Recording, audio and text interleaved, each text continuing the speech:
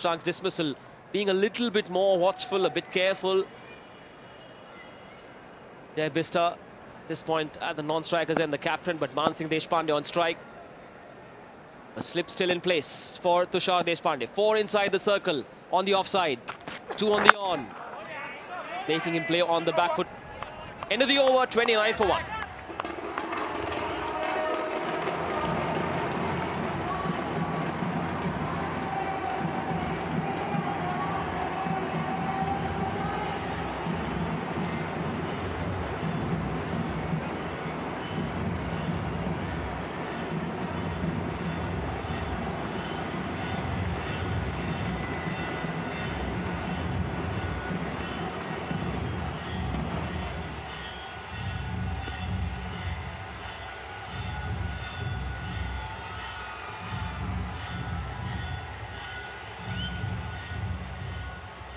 Welcome back, the Sobo Supersonics. The boys from South Mumbai down 1 wicket at the end of 4 overs, 29 in the bag.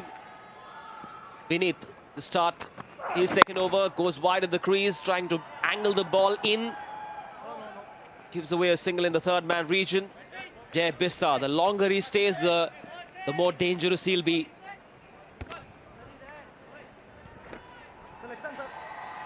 But he is an unbelievable player. And at this level, he should be dominating. He's batting on 13 of 12. And like you said, the longer he stays, that strike rate's only going to go one way, and which is up. It's 197 runs last season for that man, the 23-year-old, now captaining the Supersonics. A little bit of room. Cut it away back into the third man area. Happy to keep the singles going. Good to see this young crowd get to watch some quality T20 cricket. And in case you're watching us on air, you've got to turn up at the Wankhede Stadium if you're in Mumbai. We've got 2 more teams. The Akash Tigers are here. Open their season with a win. We also have the Eagle Thane Strikers, who will be in action tomorrow. Starring Aditya Tare and Sarfaraz Khan. Jai Bista on strike now. The slip is gone. Unable to stop the singles, just keep them coming. We saw that as a feature in Surya Kumar Yadav's innings. 28 singles for him in that innings of 90. So important to keep the scoreboard ticking.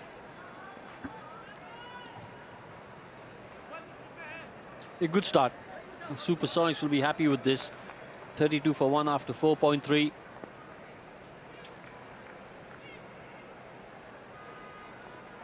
A plethora of Mumbai stars in action at the T20 Mumbai. We saw Surya Kumar Yadav, the Mumbai Indian star, in action today for the Triumph Knights, the captain. We'll also have Prithvi Shaw in action tomorrow. This time pitched up, much straighter. First dot ball of the over. It's working some good pace, Rohan. Yeah, clocking some miles over there is Vineet. The 2 groups, Group A, Akash Tigers, Triumph Knights, Eagle Thane Strikers, North Mumbai Panthers. Group B, Sobo Supersonics, Shivaji Park Lions, Namo Bandra Blasters, and Arcs Andheri. Well, a new format this time for the T20 Mumbai, not a round robin, but 2 groups of 4 each. 3 games against teams from your own group and 2 games against teams from the opposite group. So a very, very interesting format this time. Slips in place, he's flicked it away. Where's that going? Not to the boundary. They've got some cover in that region. Good change of format, do you think, Rohan? Well, it keeps it exciting. It's always good to mix things up, keep it exciting, keep it interesting.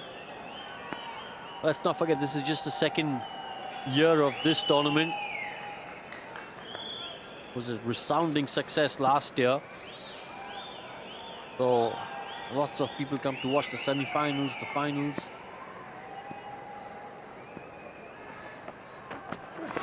Goes down the track, edges it to the keeper. A rush of blood that by Jai Bista. Uncharacteristic, but perhaps a bit bored since the 4s weren't coming through. Went down the track, gave his wicket away. Pascal for Vineet. 2nd dismissal for the Sobo Supersonics. Yeah, just dance down the track, try to play a big one. Unfortunately for Jay, outside edge, comfortably caught. He's got to go for 14. It's 33 for 2.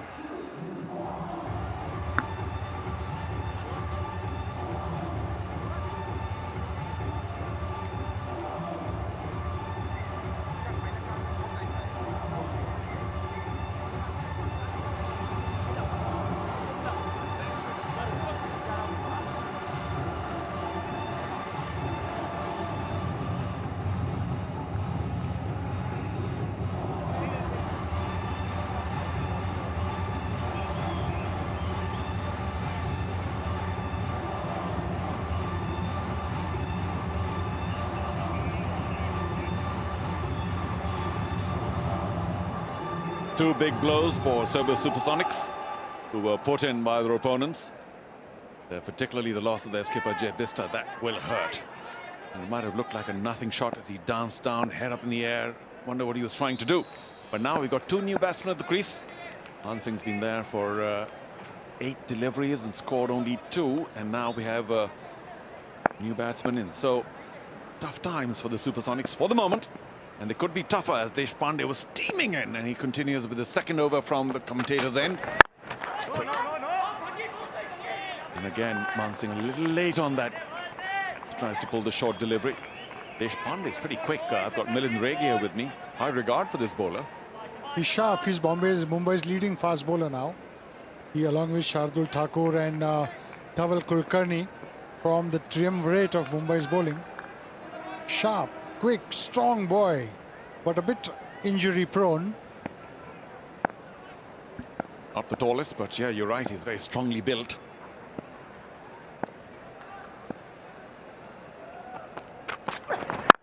Once again, doesn't connect. Oh! Spilt! You'll have to say that was an easy opportunity.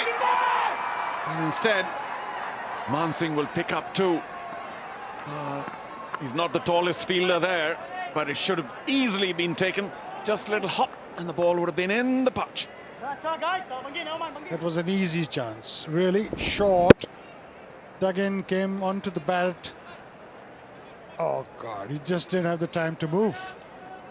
And with that kind of a size and bulk is difficult. Well, you're not being very generous about but there he is.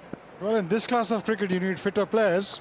T20 is not the kind of sport for people who are slow.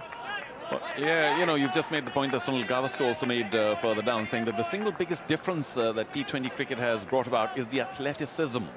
And that, of course, was missing. That's the wicket. Jay Bista, wild slog. What was he trying to do there? I suppose, you know, 9 times out, or should we say 8 times out of 10, that kind of a slog, you get an outside edge, it goes for 6 or 4 and a third man. Fine.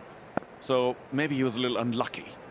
And this time, Deshpande, unlucky. Should have picked up another wicket there. Wasn't to be. That's pace for you. He's got a lot of pace. I think he must be clocking around 138 at least. Yeah, possibly 140. He certainly cranks it up. And what a shame, as you mentioned, that every once in a while he is down because of injury. But maybe there are ways, much better ways to recover these days from injury. The physios we saw earlier are magical. But not if you're chronic, if you're so injury prone, that becomes a bit of a problem. From this tournament, Mumbai must get at least 3 or 4 fast bowlers like Tushar. That's what Mumbai selectors must be looking for. Yeah, he bowled the last one short, and that was 1 for the over. So you could almost guess that this was going to be fuller, and yet Mansingh cannot capitalize over the half volley. Didn't get the timing. Straight to the fielder again. All of a sudden, with the power play about to end, looks like the Supersonics are in a bit of a hole. Not only have they stopped scoring, they've lost 2 vital wickets. That's what this cricket can do. If you get wickets, wickets is the only answer to good cricket. Perhaps a dot ball here and there, but it's the wickets. And Tushar certainly bowling a very tight line, pretty nippy. The ball rushing onto the bat and not allowing the batsman to come onto the front foot. But Charu, the observation is that the pitch is taking a different turn now. Not word pun intended, but The way it is, it's changed from the first innings, isn't it? Well, certainly quicker. And Deshpande here indicating that with his speed, it could turn out to be not just a spinner's paradise. So last ball of this power play, he's woefully short on strike rate, 4 from 13, and he will not move on from that. So very good spell by Deshpande. None for 3 from 2 overs. It's 35 for 2.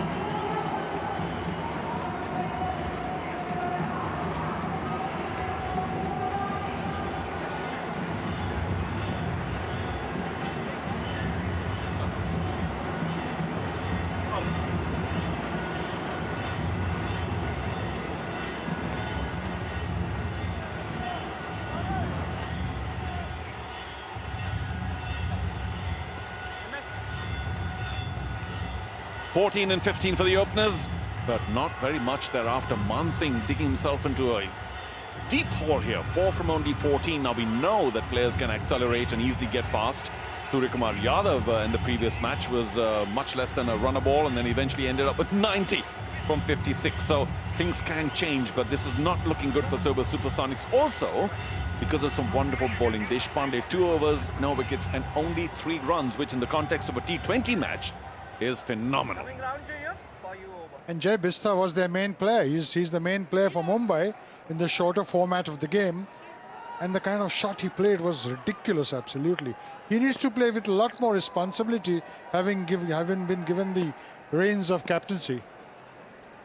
Yeah, well, shame about that, but we got a right-left combination. Parag would be facing his first delivery. And that's put away to the cover sweeper region for just a single. That's what these two need to do. Man Singh particularly, because the deeper the hole he digs himself in, the more desperate he may get. And then you play some terrible shots. And chances are then you not only get out, but you've eaten up so many deliveries as well. So there's got to be a lot of thinking going on in there. People say T20, just go in there and blast away. No, if it's not working, you've got to quickly go to plan B, C, D. Build a partnership, that's important. Look for the next 2 or 3 overs. Build a good partnership. Don't throw it away. Because you never know when wickets fall in T20. You suddenly bring the opposition back into the game. Beneath not quite as quick as Deshpande. That's very handsomely driven in the back foot, the cover region for 2. And that's what Man Singh needs now. Make sure that he pierces the field. Of course, the power play is over, so the field restrictions are now not in place. And there's much more cover at the boundary.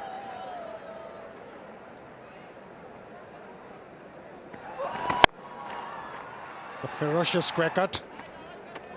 And then a great 6 on the onside, just during the power play. And what a rasping shot. And that, of course, led to that run out. Direct throw, just about clipping the stumps, and he was only a shade short, wasn't he, Harsh? Ooh, nice delivery. Just poking outside off stump there, nothing shot. What's Man Singh trying to do here? Almost like a forward defensive, and he still missed.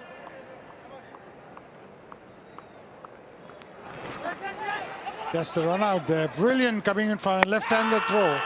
What a throw that was. Came to his left hand, the right kind of, and there's Jai Bista. I cannot believe the kind of shot he's played. That's because he couldn't pull it off. Because I remember the first match of the IPL 2000. Those kind of shots, and he was almost always hitting them for 6, edging them for 6 over third man. Sometimes it can be pretty cruel towards bowlers, but that time, of course, the bowler won out. And yes, it looks very inelegant when you don't pull it off. And when you get out, it looks horrible. Yeah, Jai Bista has plenty of time in this match to sit in the dugout and say, what did I do? I think we've shown it enough times as well for him to see it on the big screen and bury his head, I suppose, in disappointment. Good to see Iqbal Abdullah still plying his lefty orthodox, whereas very clever bowler. Do you think he has a chance to get back into bigger cricket? I can't answer that one at the juncture. Sorry, I beg your pardon. Oops, erase. But always good to see experienced bowlers, and of course they have to also come up with something new, a new trick and a new delivery and a new variation, just to keep things fresh. And again, couldn't quite find the timing, but deep find ensures only a single. Too slow. The batsman is too slow to come on the back foot. Footwork not in place at all. Hasn't yet got used to the pace of the wicket. It's a short delivery. The bats come pretty late. It's hit him on the maker's name, as a result of which the ball has gone to no man's land, really. He hasn't timed it well. He needs to do something, Charu, at this moment, because he started eating up the balls. Too many dot balls. You need to push. You need to have momentum in the side, in the batting. Without question. Now, both these players are going to be under pressure. Parag, because he's only just come in, knows that his teammate, Man Singh, currently at the non-striker's end, is 7 from 18. Now, if he gets out at this stage, he's going to find it difficult to find a place in that dugout. But we do hope that he can dig himself out of this hole. Not looking like a very happy bunch right now, the Sobo Supersonics. That's good tight bowling, isn't it? Bowling a good line, good length. It's 39 for 2.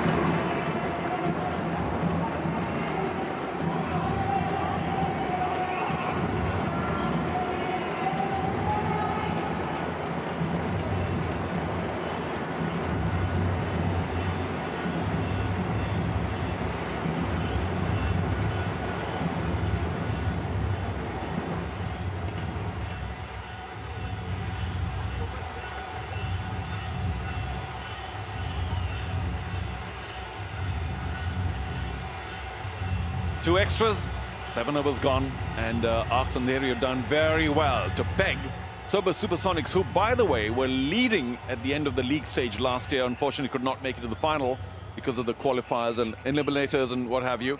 But they are only 39 for 2 with their skipper and the big man in the T20 format, Jay Bista, back in the dugout. Tough times continue for the Supersonics, who lost to Shivaji Park Lions in the second qualifier. Of course, they lost earlier in the first qualifier to the eventual winners, Triumph Knights, who in the first match today lost. So it's all open in the second season. It's only day 1. We'll see how it goes. Good to see a lot of people in, most of them wearing yellow. So the Supersonics have done their homework, have raced the hard yards. They've got a lot of fans in the stadium here at the Wankhede. And it's great to see the level of interest that Mumbai continues to show match after match. Oh, is that a wide? Yeah, well, it's got a slightly strange action, Ankur, but can still rack up a bit of pace. Seems to be just waddling onto the stump, up to the stumps. But that's the build-up. Let's see what kind of pace he builds. A left-arm seamer is always going. He's got a slip there, so he's looking to get a wicket. Well, he'd better bowl outside off then. First ball was way down leg. And again, drifting middle in leg. Well, no boundary now for what, the last 4 overs or so, which is very un-T20 like. Yes, they did lose their 2 aggressive openers, but thereafter Man Singh particularly has been able to do nothing. 7 from 19 now. He seems to be pretty heavy on his feet, because he's not in position to play any shots. And that's where momentum is important, because to get out of this rut, it's going to be a big boundary for him, which is only going to help. Otherwise, he's going to have a tough time.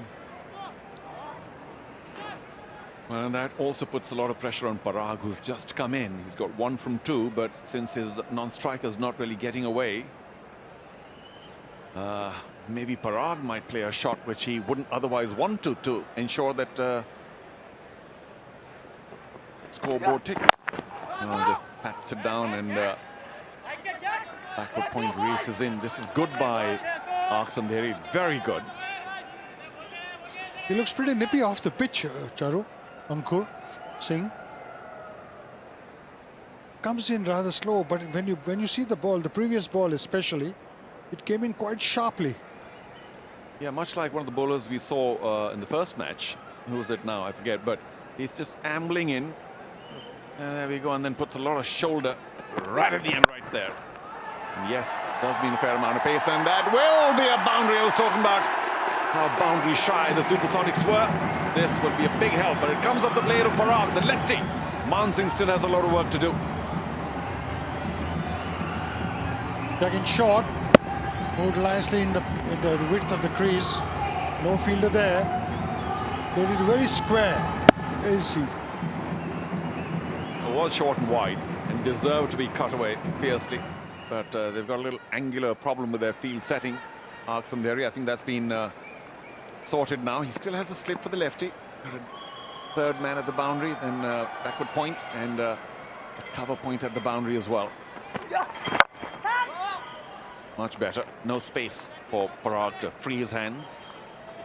The ball is rushing onto the bat. You can see he's hitting the bat hard, which means he's generating some kind of a pace. It's amazing, some bowlers who just amble in and then use their shoulder can generate the kind of pace they can off the pitch. Maybe a wrong time to mention Jasprit Bumrah, who forget ambling. He's just walking in, then hopping in, and it's only the last 4 or 5 steps which are, in fact, a run. So it's really, in many ways, a 5-step run for Bumrah, and yet, of course, we know he's into the early 140s easily. 2 straight, swung away. There is a deep square, so it's just another single, and Mansingh now has only 1 ball to face. I wonder if there's any desperation now brewing in his mind. Surely there will be some instruction from the dugout. Good to see you. All ages interested in the game. That's the magic of T20 and Indian support. Great to see you here, man. It's amazing how everybody is interested in this format of the game. Oh, what a beauty. That was a great Yorker. Should have taken his off stump, but didn't. Only 6 from that over. It's 46 for 2.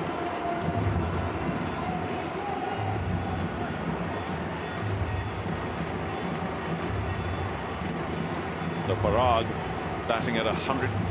That's a strike rate, of course. And has Mansingh to contend with. His batting partner, 7 from 20. When was the last time you saw something like that in a T20 match? Earlier, Vista going away because of a rush of blood, and Harsh a little unlucky to be run out because of a direct throw by Datar. What's to follow? Usmani, Takawale, Drumil, Rohan, and then just the bowlers. So Sobo Supersonics need to do something very special to dig themselves out of this hole here. Run rate of only 5.75, and if they don't get 140, 145, we've seen that the chasing team might find it relatively easy. So to me, Milind, the target, the early target here is about 145, 150 par score. Definitely, after seeing the first match, Charu, we need to now decide with what's the par score really. Well, there we go. Somebody needed to do that. Parag is the man. And lefties look so good. Just marginally short, and he pulled it magnificently. That's why they will have to get out of this rut, otherwise they will continue. One good shot can build confidence here. Just pulled it from outside the off stump towards mid-wicket, and that too square on the front foot. The great shot, really. Look at him. Just hit it hard in that vacant area. They need to play another shot or 2 of this type, because then their confidence will come back, and then the process of scoring runs at a quicker pace will start. This time on the offside. Will they try the double? No. I think they've been a little stung by that one run out earlier on. Didn't want to take that arm on. But yeah, Parag doing very well now to take the lead despite coming in much later. And once again, an opportunity for Mansingh to... Oh, what do we have here? We hope he's all right. Tushar Deshpande, you all praise for him. And of course, we all should be. He's bowled magnificently. It looks like just a calf strain. We hope it's okay.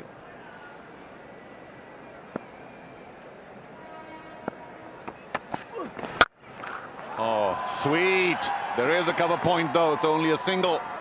But that's what Mansingh can obviously do. It's just not, he's not finding the gaps or finding it difficult to move ahead.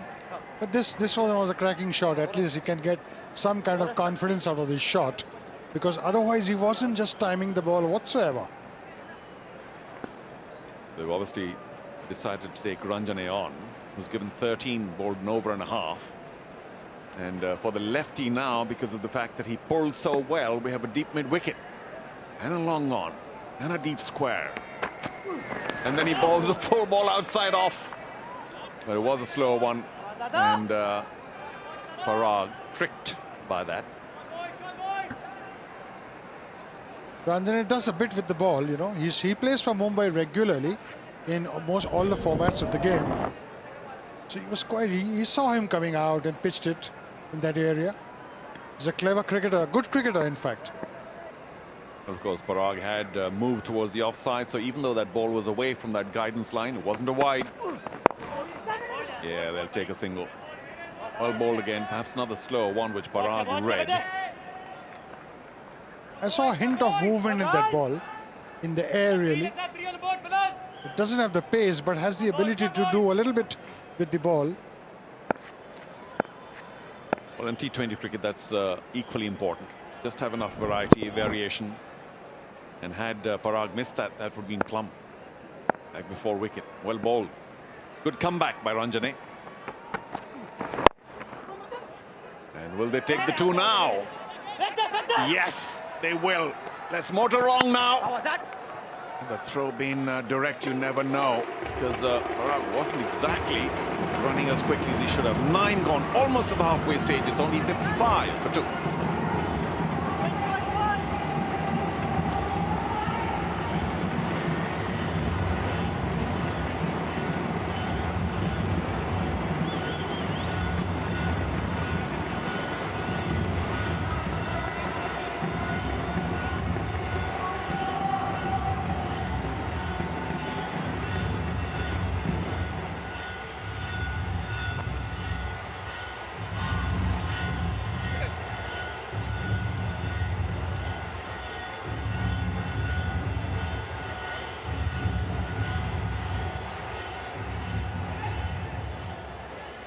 Ranjane given 16 away, but as you say, Milind, he's a clever bowler. Iqbal Abdullah went for plenty in his only over.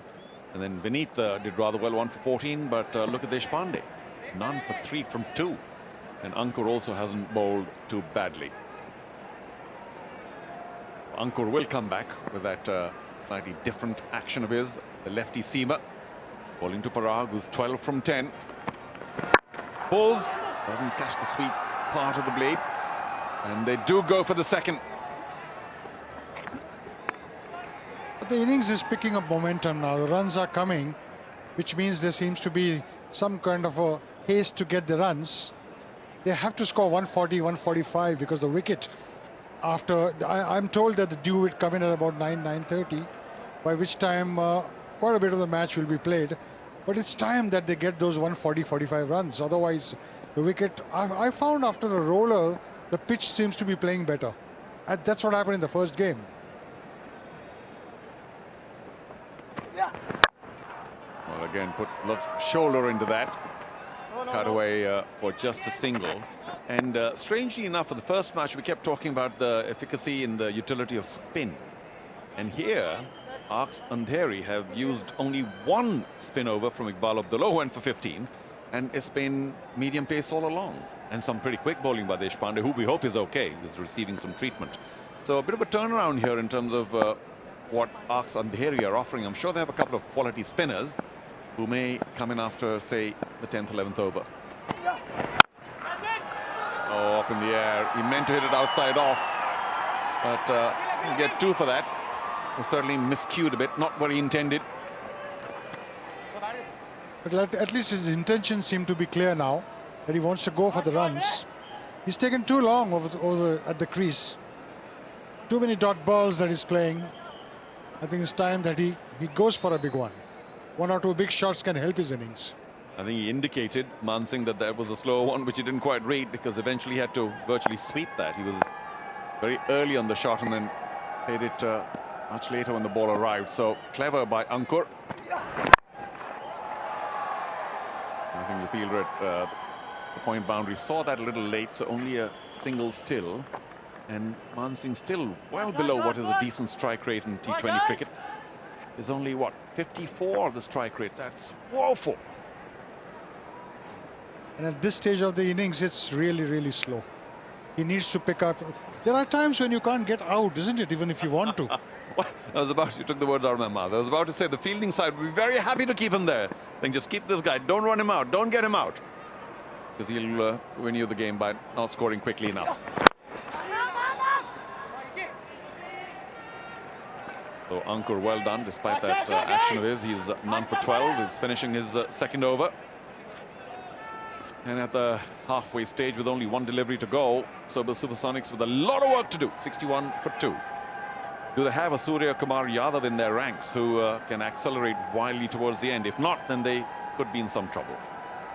Ankur has hit the deck pretty hard. Off the pitch, he seems to be generating some kind of a pace. Because most of the time, the batsmen seem to be slow in playing those shots. Up in the air, but just over extra cover. And will they take another 2? They must. Let's do this quicker, guys. And it's safe. So 2 runs to end the 10th over. Will they take another? Off the overthrow, they decide not to. Halfway stage, it's 63 for 2.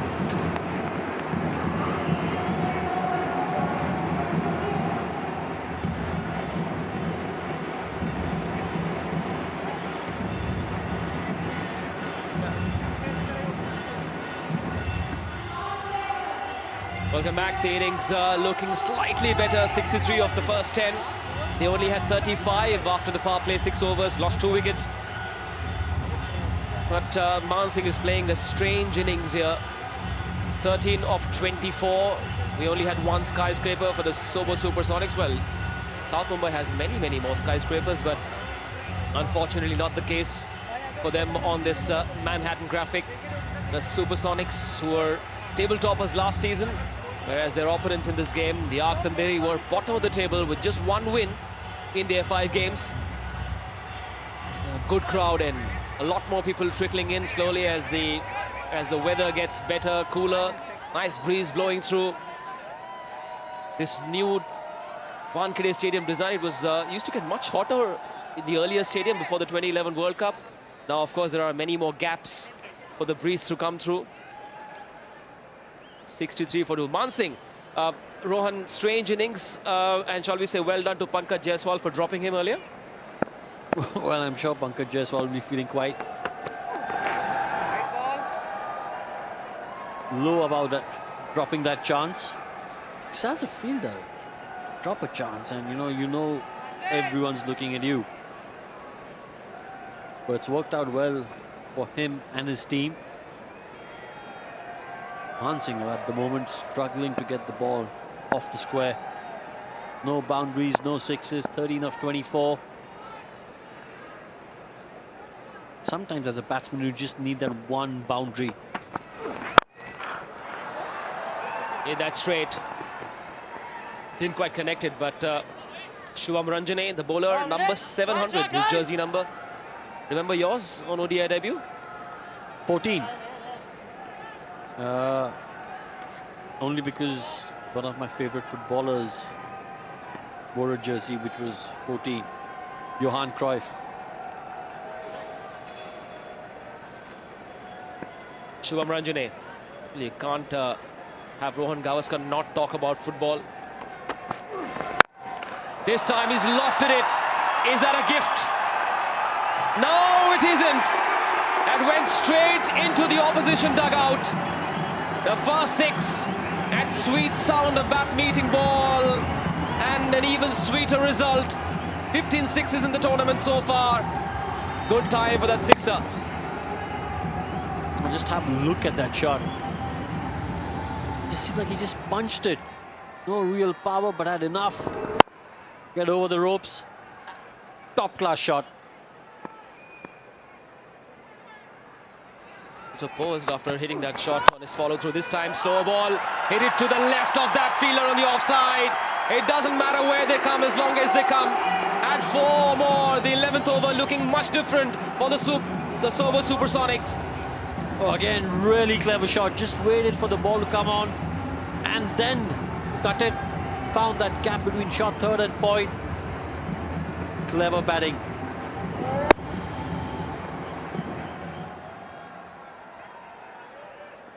We'll try that change of pace, but the batsman was ready. He knew the angles well. He's played a lot of cricket at the Wankhede. And this time in front of square, the result the same. Consecutive big shots. Oh, this is the over that the Supersonics wanted. 16 of it so far, 2 balls yet to come. Just that acceleration that you need coming to the back end of the innings. Parag, 31 of 17. And some outstanding shots at this over.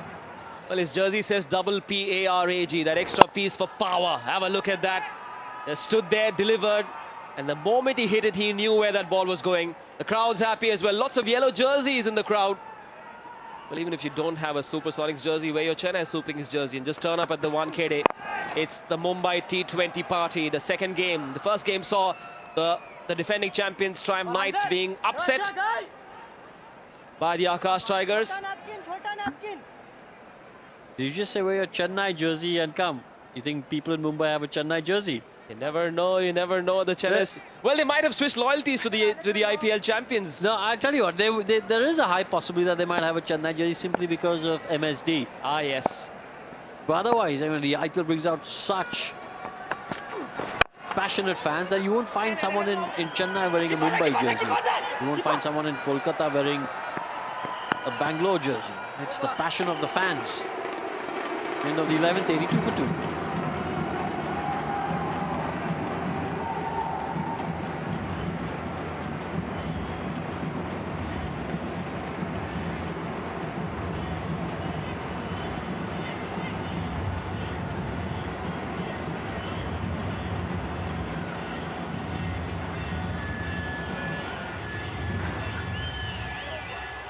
Welcome back. Parag seems to have taken off a 6 and 2 fours in that last inning, in that last over.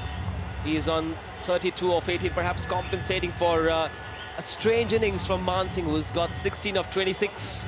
But they've got time to resurrect this innings. They're 82 for 2 in 11. They've got to do a repeat of what Surya Kumar Yadav did in that first game. And the lovely Skoda Rapid, which will go to the winning captain at the end of this 13-day T20 festival. The finals on the 26th of this month. 10 days of double headers followed by the semis and the finals right here at the Wankhede Stadium. Jay Bista looking forlorn. Looked very good in that short innings, but then a rush of blood went down the track, caught behind on that outside edge.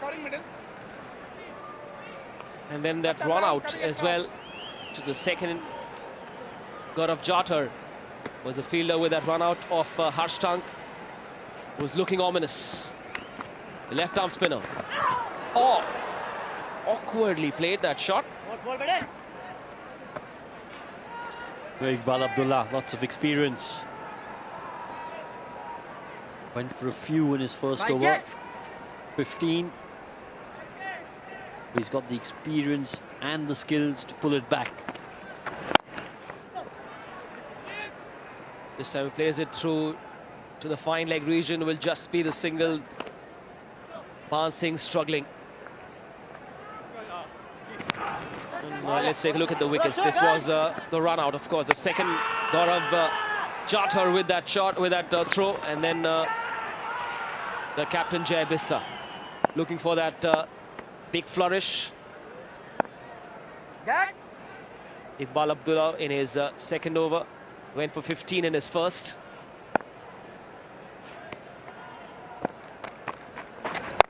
This partnership got 50 runs now, or 40 Rohan. Excellent delivery that one, Manish. He saw the batsman dance down the track early, just bowled it a little wide, but the batsman was up to it. But good cricket all round. Fine leg third man inside the circle, got a long on in place for Mansingh, who has played 11. Got balls this time, tries that big shot, not quite managing to get that sweet spot. Will add a single, happy to get off strike Mansingh. We've got a double header coming up tomorrow as well. Aditya Tare and Sarfaraz Khan's Eagle Thane Strikers taking on Prithvi Shaw's North Mumbai Panthers. That game starts at 3:30. Our coverage starts at 3:15 p.m. on Star Sports 3, followed by the Namo Bandra Blasters captain by Shreyas Iyer, taking on Iqbal, taking on the Arcs Andheri. Oh, close call.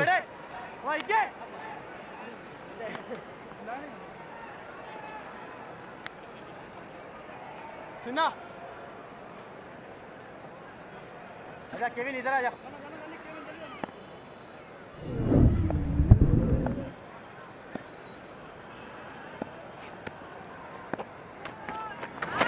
Bounces down the track, this time connects. Has he hit it well enough? Yes, he has!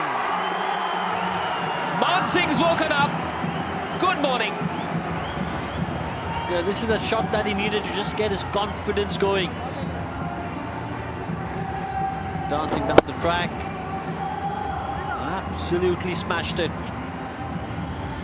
And with that shot, he moves on to 23. And hopefully his confidence will be a lot better now. After 12 is 91 for 2.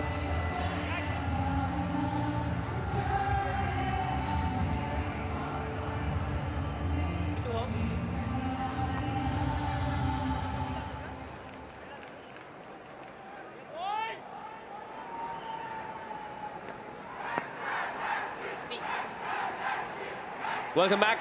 The Sobo Supersonics looking much better. Man Singh hit that big six of Iqbal Abdullah's last ball. Let's now go down across to Karishma Kotak. Thank you. Well, I have with me Agni Chopra, obviously a part of Sobo Supersonics. It's the year 2 of the T20 league. Tell me, what does this mean to youngsters to be on a platform like this? It's a really great initiative by the MCA for all of us, mostly because we've never been playing in front of a crowd at any point of time, and especially for the young people who are chosen, it's a real privilege and an honor to be part of this league, and hopefully it just continues to grow more, and it's a great thing for all of the youngsters out there. Absolutely. Well, I've heard from the grapevine you and Arjun Tendulkar used to play cricket for the same school, so take us back to your days. We've been playing together for a long time and for the same school, for the same club. So we know each other really well in and out. And he's a great guy. And he loves his cricket as much as anyone else. And we've been together for too long now. So it's nice to have a break from him also because he's in a different team. But yeah, the competition is also really healthy now between us. He was just here a little while ago. So tell me, what's the kind of score you'd be looking at today? Today I'd be hoping to get about 170 or so. We had a good start and the 2 wickets fell quickly. So now Parag and Man Singh are just rebuilding the innings and doing really well so far. So hopefully we'll be able to get around 170, 170 plus. That would be a good score for us. Absolutely. Tell me about the camaraderie in the dressing room with the rest of the players. It's really great. We've all been together for about a week now, and there've been a lot of like team bonding exercises and various things we've done to like gel as a team, because the whole thing that our coach, even Amit Dani sir and Praveen Amre sir, our mentor, he's been trying to instill that team spirit in us, and he's trying to teach us that if we play as a team, we can do pretty much anything. Well, I wish you and your team all the best. Thanks for speaking to me. Thank you so much, Agni. Thank you. Well done, Karishma. Thanks so much. Kevin Almeida, the captain, coming into ball, and he's absolutely bludgeoned that over the top of the bowler's head. Flat shot for 4. Man Singh is looking like a different man now. He's had enough. Oh, should he have got that? Was that a chance? Well, let's have another look. Struck it really well. This will give us a better angle. Would have been a tough chance. How quickly things change. He was struggling. He's really struggling on strike rate. Yeah, it's just a matter of one hit sometimes as a batsman, because you get that boundary. That boundary doesn't even have to be from the middle of your bat. It could be an edge which goes for 4, and suddenly you feel, okay, listen, my strike rate's getting better. A little bit of pressure is released, and that helps you. That helps your thinking. It helps your decision making when it comes to shot selection. And he needed that boundary. He got that boundary, and suddenly he's looking like a different player. That 6, he went through with that shot, which Iqbal Abdullah bowled much wider, but he just went through with that shot, which went for 6 over long off. And that has perhaps made Man Singh look like a different batsman now. 13 gone, 98 for 2.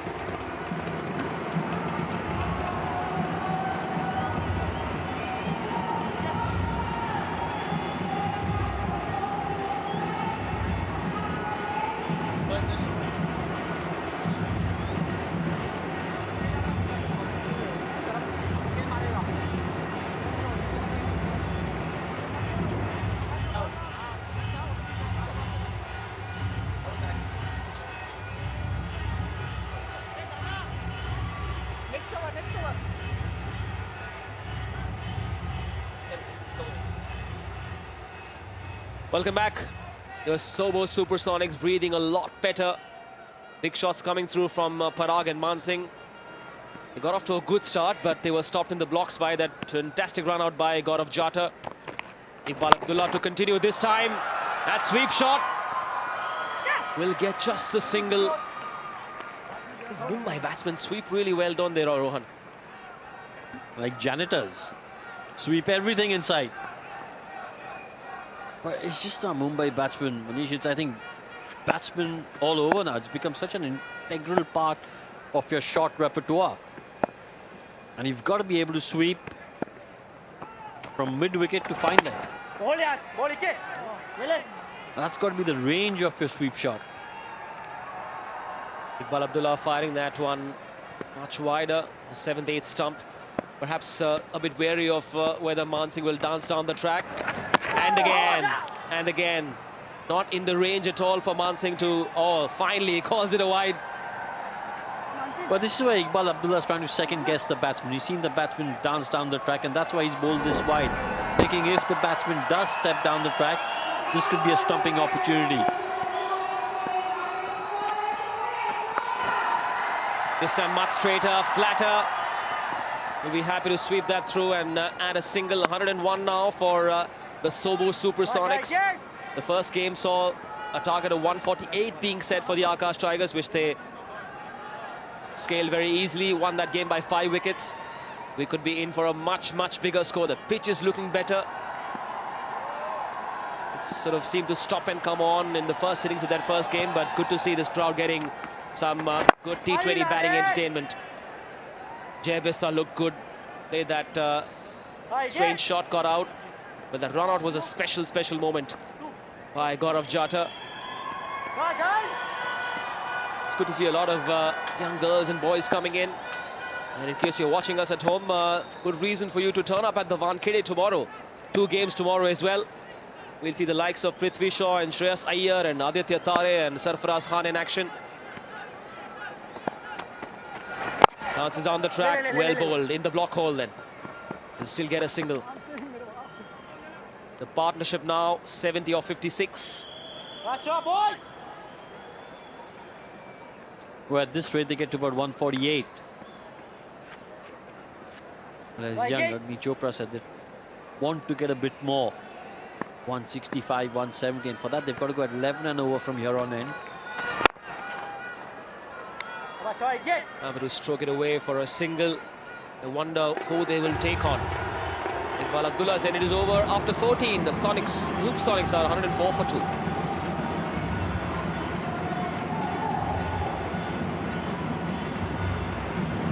This partnership 71 of 57.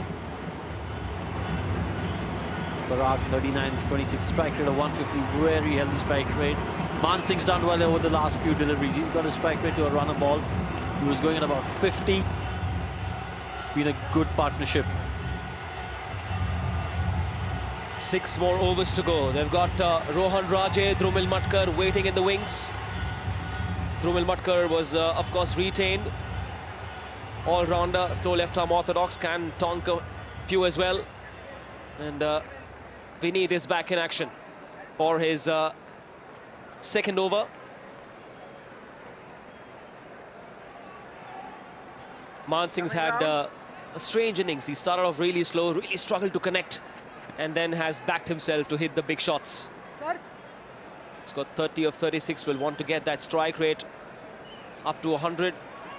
Parag, meanwhile, has 39 of 26 on strike at this point. Parag, fine leg inside the circle. Long on, long off, waiting. He's hit that to the left of that long on fielder. We'll see it sail through. Parag powers it through. 1 more 6. Well, again, as soon as he got that elevation, he knew it was going to be a boundary because there was no fielder in that area. Once he got over that mid-wicket in the circle, it's always going to be 4 or 6. Good start to the over. 6 of the first. Bowler under pressure for the remaining 5 deliveries. The last 30 deliveries have got 53 runs. They're going at over 10 and over for the last 5 overs. That's how good this partnership's been. One more of those one-handed shots. All these guys fans of Rishabh Pant. One more. This time through to the long leg fielder. Huge gap between that long leg fielder and the long on fielder. Lovely arc available for the left-hander, which is what he capitalized on off that first delivery when he hit that big six, backed himself. The arc's giving them a lovely arc.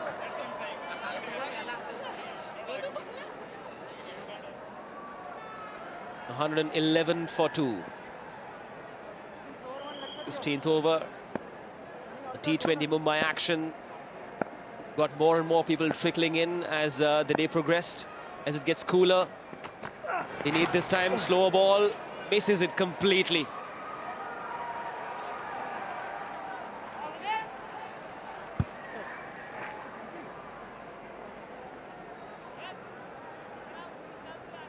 Agni Chopra looking for 170. They've got 5 overs after these 3 deliveries. 33 legitimate deliveries to be bowled. They need 59 to hit 170 mark. They've got 51 in the last 30. Who at this stage, this rate, will come close to the 170 mark.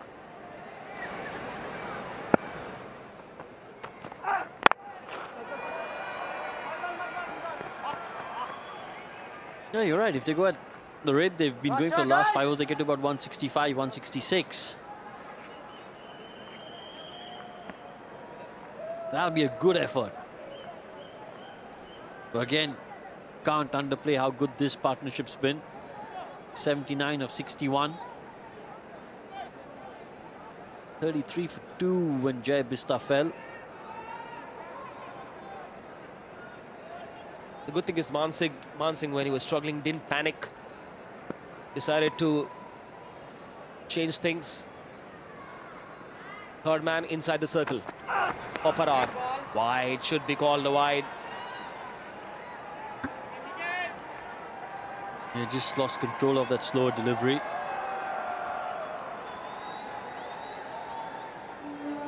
It would be interesting to see if it was a back of the hand slower delivery.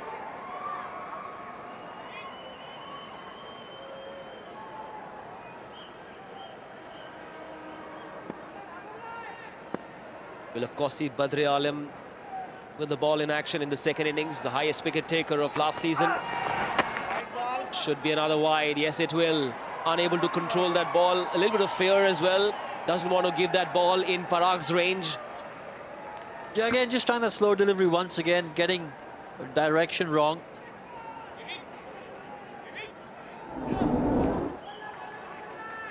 Yep, it was the back of the hand, slower delivery. Really tough to control that. What's tougher to pick, that knuckle ball or this back of the hand? I stopped playing about 10 years ago. The knuckle ball wasn't bowled back then, so I wouldn't know. Well, it's tougher to pick for a commentator, the knuckle ball. Oh yes, it's cracked it through the offside, but well done by the sweeper cover. We'll add 2 more. These days, players not afraid to slide and dive and lunge. 10 of the overs so far, 116 for 2 for the Supersonics. Looked awkward, but effective.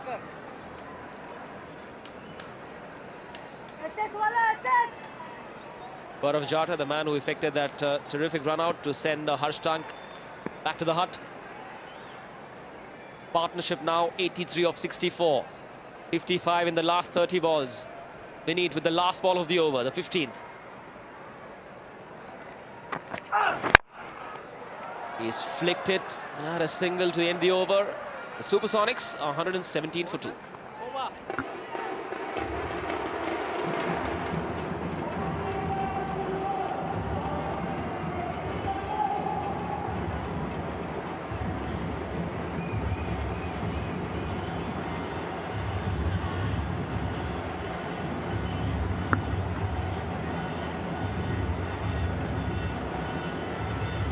Well, a superb knock by Parag. 49 from only 30.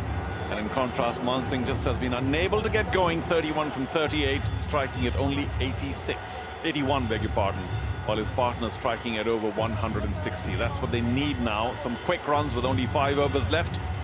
But let's give them 10 runs and over at most. That'll take them to 167. So I think, Milind, that 160 is certainly on the cards, particularly because they have so many wickets left. So wickets are not a problem. And should they lose 2 or 3, they can still perhaps get that 160, which is what the captain may have settled for earlier on. Yeah, at 7.8 runs per over, and they have the 3 or 4. They have 3 or 4 more players in their side who can tonk the ball. So I think from here on, they should go for everything that comes their way. But all said and done, this has been a terrific partnership. At one point in time, Charu, we thought that Mansingh should have, probably got out and gone in, but he has made amends, really. Well, not completely. I know I sound very critical, but he's been very fortunate that Parag has gone so well. Will he get his 50? Not yet. Is that a wide? Very close to being one. Iqbal Abdullah bowling his final over has given 30 from his 3 so far, 15 in that first over. So the other 2 not so bad.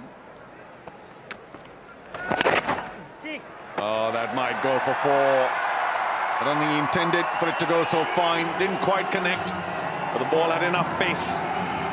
And Parag, well played. A terrific 50 for your team.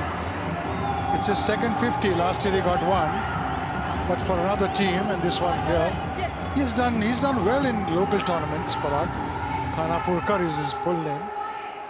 Too many expectations, improvisations, I beg your pardon, from Iqbal Abdullah as usual. Well played, Parag. You deserve that. Yeah, there was a full toss down leg, so it was a bit of a gimme. And a reverse. He couldn't pull it off, but they might just make the single. Mansingh was aware that the ball wasn't going to a fielder straight away. And you talk about too many improvisations for the bowler. Well, the batsman's pretty keen on a few improvisations himself. He sees the funny side of it because he got away. Parag. Perhaps that ball could have been swept again instead of playing that reverse sweep. Too late. Okay, Mansingh, show us what you've got in 4.5 overs. Well... For such a senior pro like Iqbal Abdullah, Charu, all kinds of improvisations are not good for him or for the team. Just bowl a good line, use your guile. You're expected to do this. That's better. It's much better. And I was about to say, especially against Mansingh, you don't have to do anything special. If you just good line and length, chances are he's not going to be able to time it well. Like that occasion, he didn't. Went for that big hoik and managed not a very good part of the bat. Well short of the fielder, of course. So I'll have to say another stroke that shows that he's woefully out of form, Mansingh. Parag, on the other hand, looks full of runs. Goes for the big one, and it is huge. Whoa, big 6. Parag, you beauty, well played. And right on cue when I said that he's looking good. Absolutely super. And a left-armer bowling to a left-hand batsman coming in that slog. Look at it, what a well-timed shot. Hit it right in the middle of the blade, and it's gone a long way. And he's tossed it up. Iqbal Abdullah, what are you doing? This one much fuller, yet dug out because of that helicopter attempt. Oh, it goes for a boundary, a sliding stop, but wasn't effective. Just a bit of a wobble there, a bubble. The ball perhaps going over the fielder. That's a little rough. And Abdullah finishes that over very expensively. It's 134 for 2 after 16.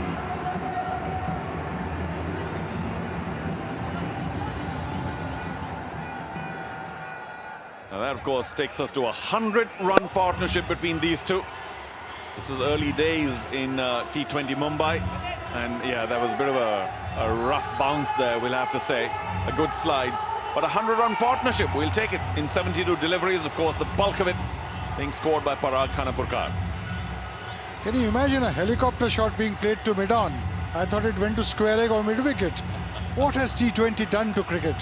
Amazing shots, amazing improvisation. Well, it certainly brought some... there we go. It did go to long on. Yeah, well dug out. It was Fuller. A better ball from Iqbal Abdullah, and yet, well, because of a bit of a misfielding, went for a boundary. What has T20 done to cricket? Well, it's got a whole lot of helicopters in, that's for sure. Parag Khanapurkar has played a good innings. Now Man Singh. Let's see what you do, Man Singh. It's time to give the bowling a whack. You got some good players coming down the line. That should be stopped. Once again, the dive came in. They were thinking of the two, but perhaps wiser to have Parag on strike.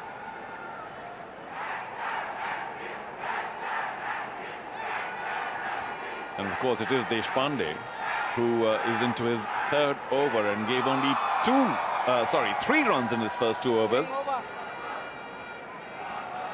He was going through a bit of physiotherapy earlier on, so obviously he seems to be all right now, Milind, and he's a vital weapon. Yeah, in the current form that he is also, he had bowled terrific in the first 2 overs. Let's see, because they're going to have a swing at him now all the time. I'm sure he's going to bowl a short delivery. He loves it. Well, you were right, yet spanked away, and that could be another boundary. Well played. He's really timing it so well, Parag. This has been a great innings from Parag Khanapurkar. Really timed the ball well. Had a look at the pitch. Look at that shot. On the back foot, hitting it in the gap to a man who's got reasonable pace. Of course, there was no long off. Man is at mid-off there, so once it pierced the infield, it was always going to race away for a boundary. Now, Deshpande, what does he reply with?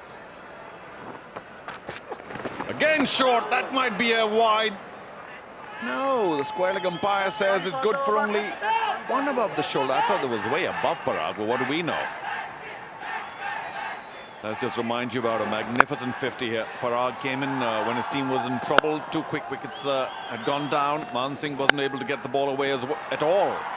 And he played a really aggressive, fabulous innings. That was such a wonderful pickup. And those cuts as well. Pulled very well. There it is.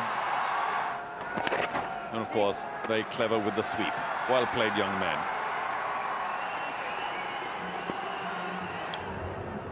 An innings of substance, really. Great shots. Very good temperamentally. There again he goes.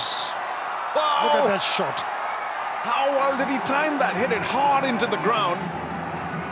And no chance for mid-off at all. Deshpande will be wondering what happened here. I was bowling so well and I thought it was not such a bad delivery. Where do these boys get this power from, isn't it? They're not too tall. They're... Look at that shot. Stand and deliver. Yeah, quite brilliant. It was very full. So to get underneath that was very special. Parag is not a very big boy, but he's obviously a special batsman. He's timing it so well. Oh, well done, Deshpande. A desperate lunge there, a dive to his left. He's pretty upset with everything that's going on around him. Sent for a couple of boundaries after bowling 2 wonderful overs. Not too happy. Typical fast bowler's attitude. Aggression all the way. So Ranjane, none for 35. Abdullah, wow, 47 runs and no wickets to show for it. Vineet, in contrast, bowled really well. Of course, Deshpande is continuing. I suppose he'll bowl the last over as well. Ankur not too bad, and Almeida did a decent job. 7 runs from that 1 over. Again, full. There is a long on, though.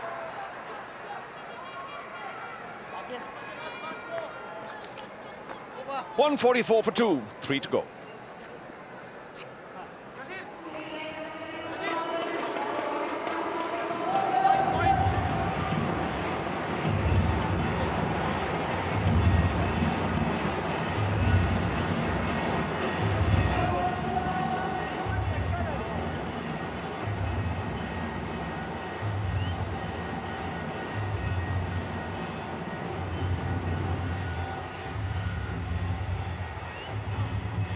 Well, here's a look at the skyscrapers of the Sobo Supersonics. 1 to begin with in the 2nd over, and then plenty thereafter.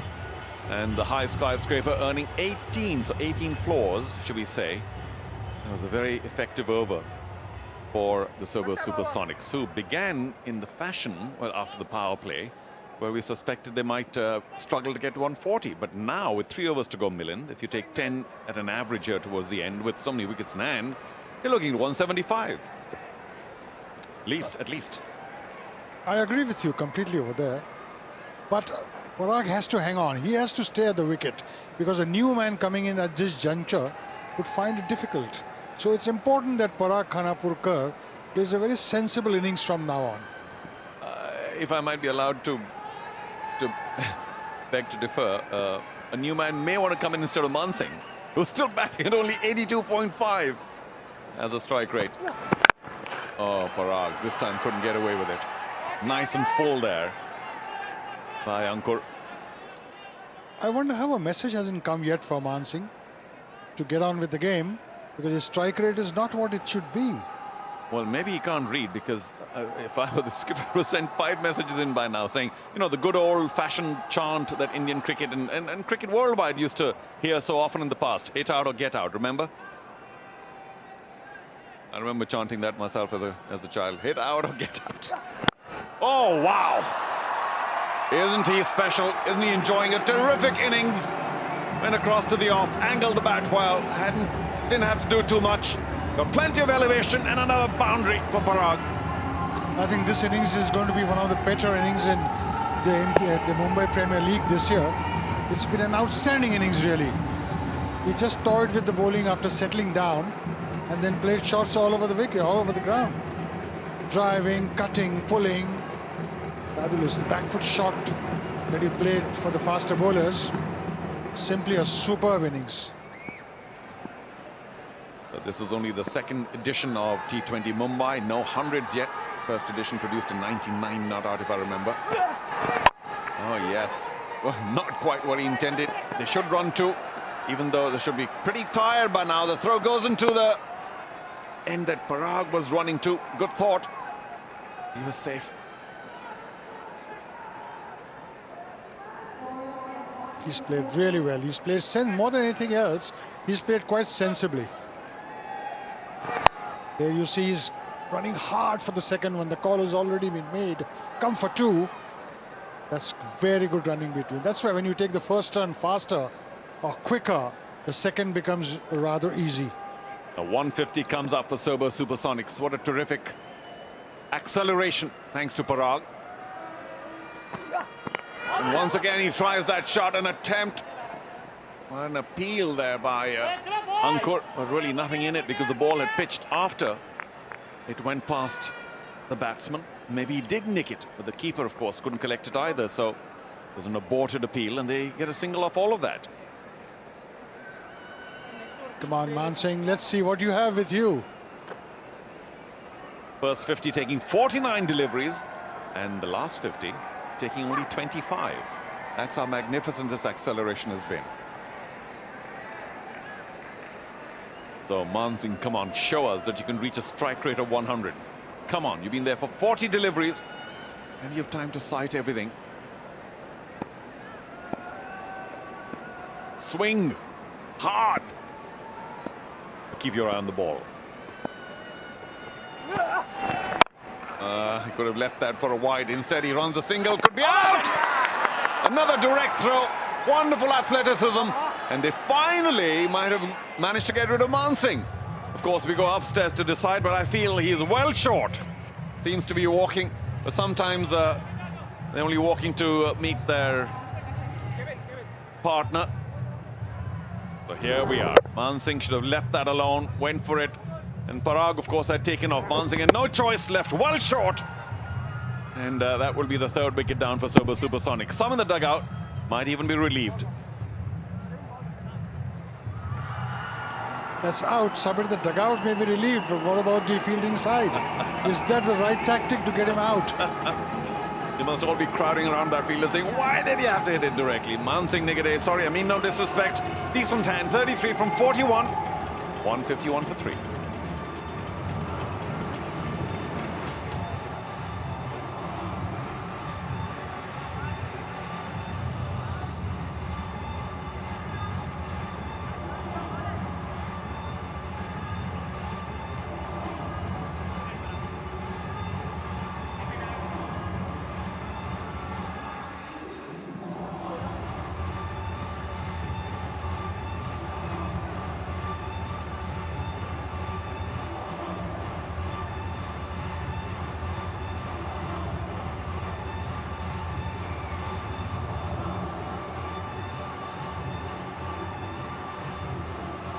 Rohan Raje walks out with only 2 overs and a delivery left. That's 13. And, well, the script is pretty easy, Milind. For me, if I were walking in, either you go hard at every ball or ensure that Parag has the strike. He's striking at 180 and is 79 for 44 as Rohan walks in. So the task is pretty simple. Make sure you put bat to ball and take a single or swing hard. But whatever it is, ensure Parag has the maximum strike. Rohan Raje does have this ability to hit hard and high. He's a good slugger of the ball. But at this time, like you said, the more strike you give to Parag Khanapurkar, the better it is. Parag also has a decision to make. He's on strike now, so with only 1 ball left, does he farm the strike, take a single, easy dab somewhere, or does he go big? He goes big, and it's a huge 6 over long off. What a strike into the crowd! Brilliant! I think that's gone on top of us also, Charu. It's a huge hit, really. Super timing, Parag. What an incredible innings this has been. Striking at 189 runs. Simply superb. It's 157 for 3.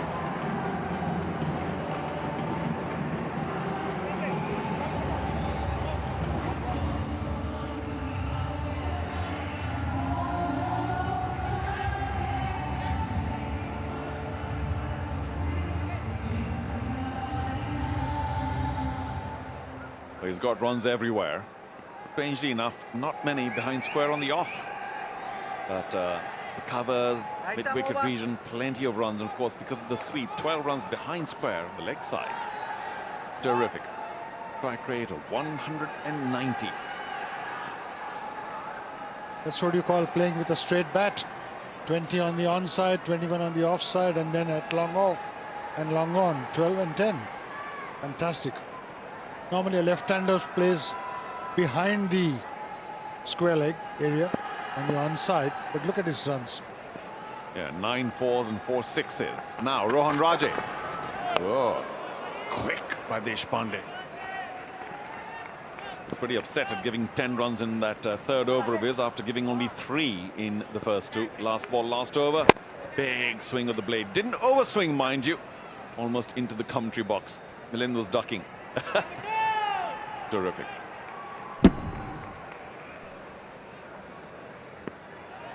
Great swing, isn't it? Straight and high and mighty. Yeah, he caught that so well. The timing, not too much strength there. So Deshpande. First it was short, now it's full, and that's gone for 6. Over his team's dugout, Rohan Raje, as you said, can hit the ball big. And Deshpande will be ruining the fact that he got that wrong. It was as though he was waiting for that Yorker, which turned out to be a full toss. But Raje can hit the ball. We've seen him hit it. Look at him. Oh, look at that shot. What a swing. Yeah, handsome blow. Big 6, and he's just walked in.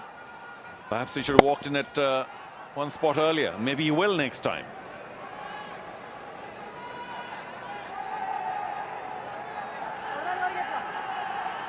So Deshpande, what does he come back with now? 2 very frugal overs to begin with, now turning out to be a little expensive. Again, digs it in, swung around, no man there. That might just have hit the boundary on the full, the cushion. Maybe another 6, we'll certainly take another look. How well did Rohan Raje play that? Picked up the length very quickly and swung it hard. Many a time he's played these kind of innings, Rohan Raje, especially last 3 or 4 overs. The right time to come in. Let's have a look at this. A boundary or a 6? Yeah, went on the front foot, saw it and swung. Oh, I don't know. Could be 6. We'll have to perhaps take another angle, or well, difficult to make out from this angle. Though looks like it hit the cushion on the full.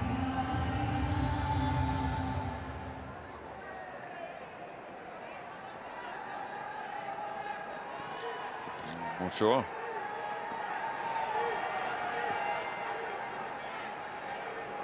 I think it looks like it hit the boundary on the full. Looks like it hit the cushion on the full. Not so sure. Oh, we'll know soon.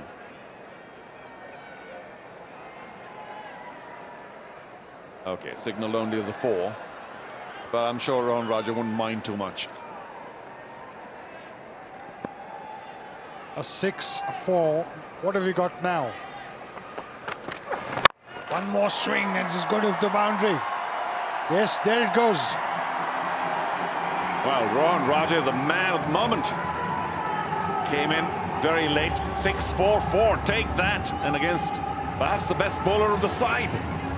Not too much wrong with that delivery. Threw his bat at it and was always swerving away from the man at long off. No chance. It's another boundary for Rohan Raja. And Parag can only stand there and saying, well, hey, listen, what about my 100? Not going to happen. I don't think so, although we have another over after this. Parag's on 85.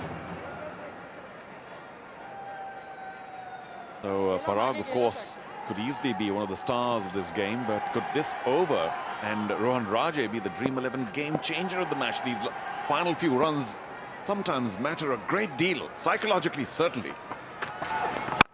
Up in the sky, will the keeper be able to get underneath it? It's a long run for him, and oh, he couldn't.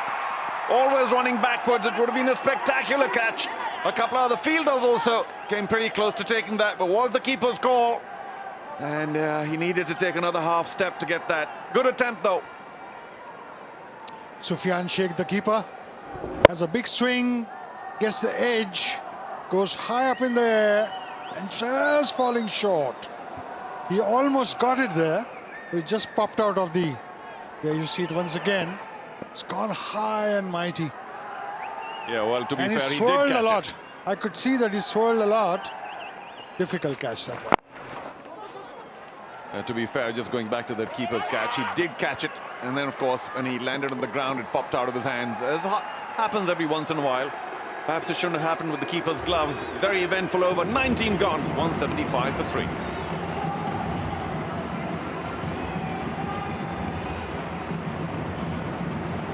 So, will Parag be able to get 100? We'll see. 6 balls to go. And I'm sure he's not quite looking at the scoreboard, but he will want to maximize the damage here. But Rohan Raja, what a knock. 18 from only 6.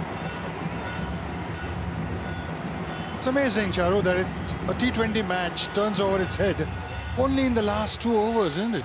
You might have done very well in the first 18, but suddenly somebody comes out there and starts giving you the slog and things change. 30, 35 runs in 2 overs or in 40, and the entire game is changed. Well, that's the nature of the game, Milan. You're quite right. The death overs sometimes can be terrifying for the bowling side. And the batting side, with enough wickets in hand, have nothing to lose. In this case, the Supersonics, of course, did very well to not lose too many wickets. And this big acceleration was always on, especially when you have somebody like Parag batting there at 85, gives you a lot of confidence. Rohan Raja, great hand. Final over. Ankur comes in, 26 from his 3 so far. Swung away, nobody there. Could be another boundary. Big diving attempt at that stop, and maybe he did succeed. Do they want the 3? Raja wants the 3, and the throw comes in the wrong end. Parag was struggling. We may have to check whether that's a boundary, but well run by Rohan Raja. Difficult to get a 3 in this format. He did very well, so committed to that. That's simply brilliant. That fielding piece is brilliant. Let's have a look at it, whether it's a boundary. Has he touched the ropes? His left leg. Looks like something has happened there. But we'll have to have a different angle. Yeah, well, I think the left leg did touch that yellow cushion while the ball was still in his hand. So I'm afraid, despite that wonderful effort, difficult to make out from this angle. But the previous angle indicated that maybe his left leg had brushed that boundary cushion. There we go, while the ball is still in his hand. But I'm glad I'm not the third umpire once again. Oh, I think the ball's still touching his hand, and and he's touching the boundary cushion. So that's a boundary for me. Yeah, it was very smart running, I must say, to run that 3. It will be. Good effort, though, at the boundary line. So Parag gets strike again. He deserves that 100, Charu. 100 in the T20 game on pitches which are slow and a bit rugged is a great innings. Well, you took the words out of my mouth. If anyone deserved 100, it is Parag now here today. Terrific strike rate of nearly 195. He has only 11 left. That's basically 2 big blows. And Ankur hasn't been the best bowler on display today. So an opportunity for sure. Oh, tries to go for the reverse. There's a sacrifice. Rohan Raje is extremely upset with Parag screeching away at him, saying, listen to me, it was a run. But he does sacrifice. And I don't know whether this was correct, though, because Rohan Raje could also get plenty of runs. However, very nice knock, 18 for 6. There it is again. Why does he have to play that shot? And he wasn't even looking. Oh, God, look at him. Come on. He should have taken that single in the interest of the team. Yeah, well, all very unfortunate. But Rohan Raje is back in the pavilion. 18 from only 6. It's 179 for 4.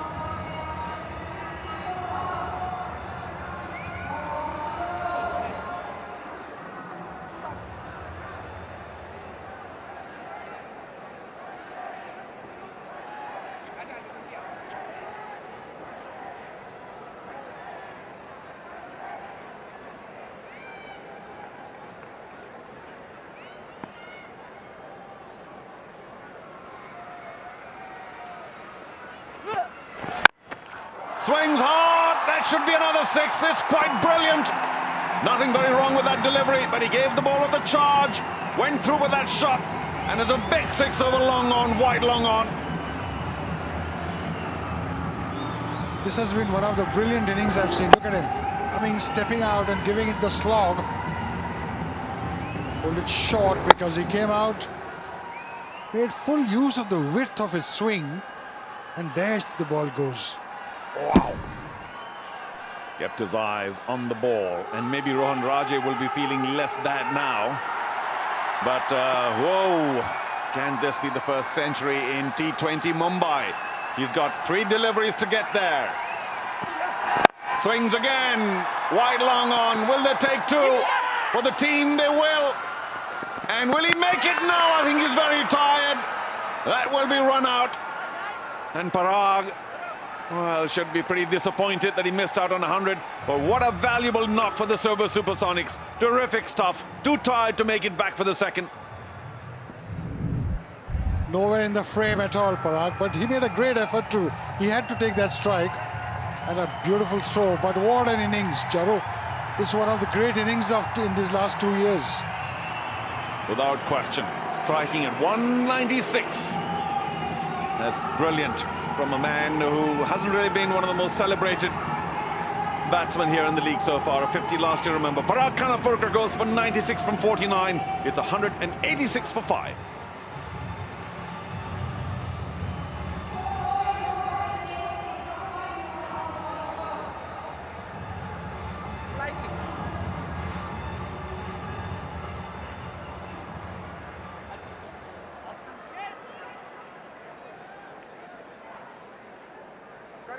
Thank you, sir.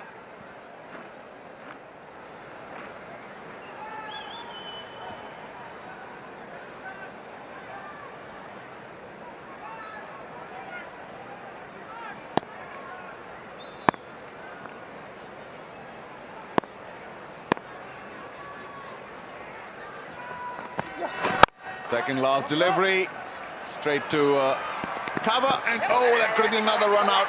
Not collected by the bowler, and they give another single away. But really, at the score of 186 now, they shouldn't be too worried about that single. 187.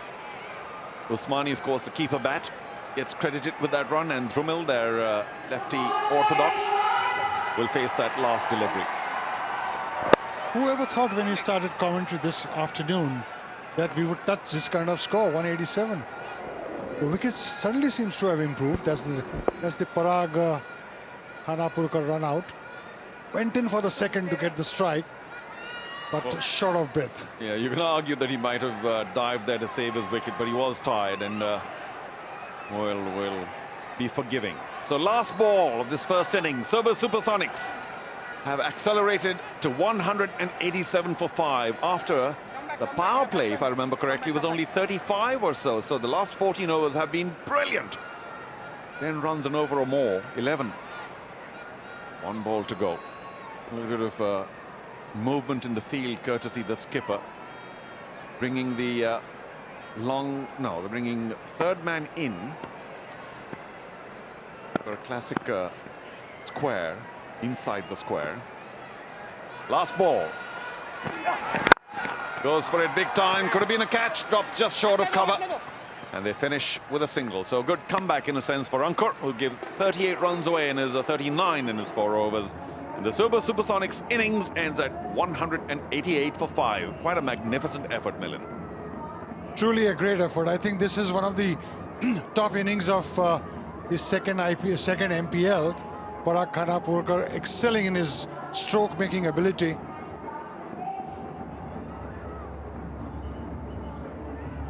So 188. Now that's going to be a very tall task for the team that wanted to chase to now go ahead and make 189. So just a reminder, Bista and Hirsch started out pretty well. Hirsch particularly a big 6 to begin with of Abdullah, was it?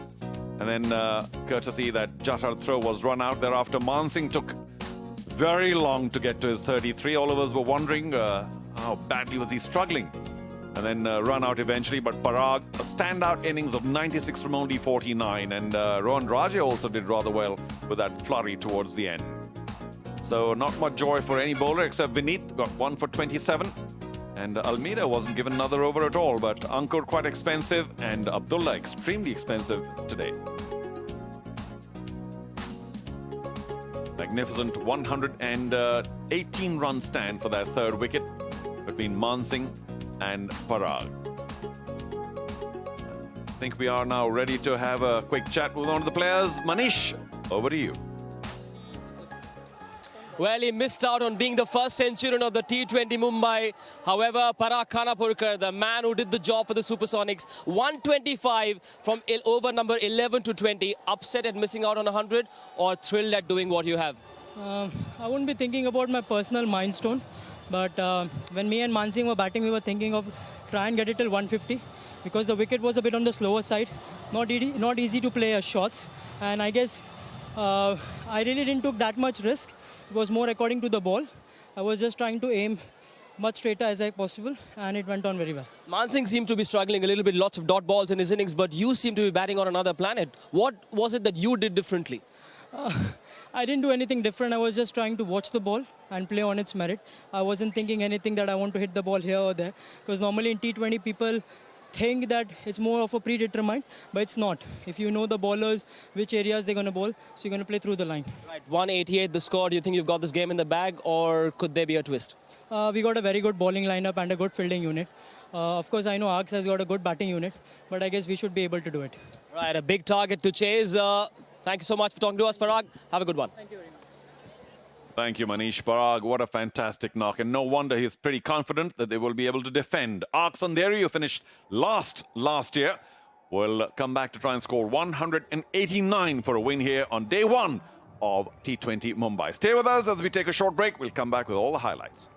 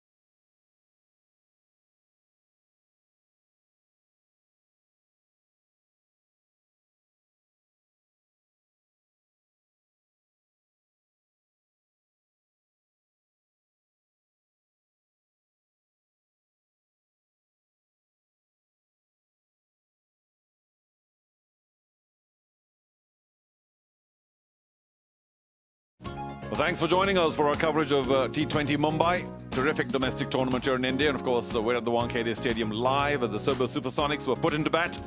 A decent start by Bista and Hirsch, and then Man Singh got bogged down a bit, but Parag Khanapurkar, what a standout innings today, 96 from only 49. And then Rohan Raje showed his big hitting abilities to get 18 from only 16. None of the bowlers really worked out too well, except Vineet, 1 for 27, and the other 2 wickets were run out. So, the 4, beg your pardon. So, the bowlers not enjoying that stint, certainly not Ankur, and Iqbal Abdullah, a little disappointing. The veteran lefty orthodox giving 47. Let's just check on how the Supersonics innings progressed. So there we go. Bista started out in terrific fashion. I'm joined by Rohan Gavaskar. Rohan, at that stage, it looked like they'd leap to a big power play score, but then after the departure of the first 2 wickets, it all kind of got bogged down. This was the first. Yeah, excellent piece of fielding there. First wicket fell with the score on 26. And Jai Bista departed at the score of 33. And this is where you thought Supersonics were in a bit of trouble. And there was an excellent partnership. Shots all around the ground. Parag was outstanding. One of the better innings in T20 cricket that has been played in this league, with crisp hits all around the park. The strange partnership, though, with one guy going hammer and tongs, missing nothing, and Man Singh, unfortunately, not being able to find his timing at all. But eventually, of course, he did depart to a run out. But Parag, that was his 50, almost got to 100. Some big, lusty hitting. Lefties look good, don't they? They always look good. But Parag had something special about him today. Just the way he was finding the gap, the way he was striking the ball, innovation. As I said, hits all around the park. This was the run out. I may add, much to the relief of the Supersonics dugout. I mean, no real disrespect to Man Singh, just couldn't get going today. And Rohan Rajesh showed that he can hit the ball a long, long way. That was a 6 and a 4 straight away, and another. Yeah, excellent strike rate. Strike rate of 300, got to 18 of 6 deliveries. Rohan Raje. Well, that's the cameo you need at the end of the innings. Someone come and play a real quick fire 15-20 run innings. Parag, on the other hand, continued along his merry way. He was outstanding. Now this was the run out of Rohan Raje, and he was disappointed. He was very cross with Parag. And maybe he was alleging that Parag was trying to stay there for his 100, but the next one went for 6, and he got to, what, 95 or so. And really, the fact that he got tired, couldn't quite complete the double, that did not allow him to finish what would have been a very deserving 100 in the first in T20 Mumbai, season 1 and 2. Wasn't to be, still a terrific knock. So Andheri need 189, and as Parag told us, they have a pretty good bowling lineup as well, the Sobo Supersonics. So this is not going to be easy. We'll take another short break and we'll come back with the Arcs chase.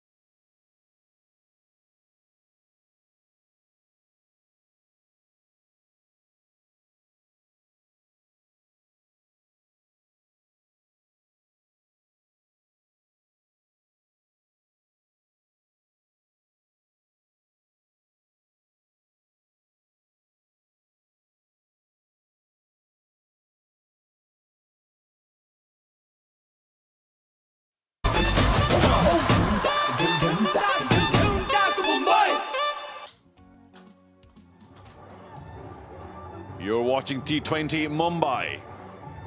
And we're live at the Wankhede Stadium as Andheri run on in to try and get to 189. Not going to be easy at all yet, as I've got Rohan Gavaskar here with me, who, of course, saw the pitch very closely earlier today.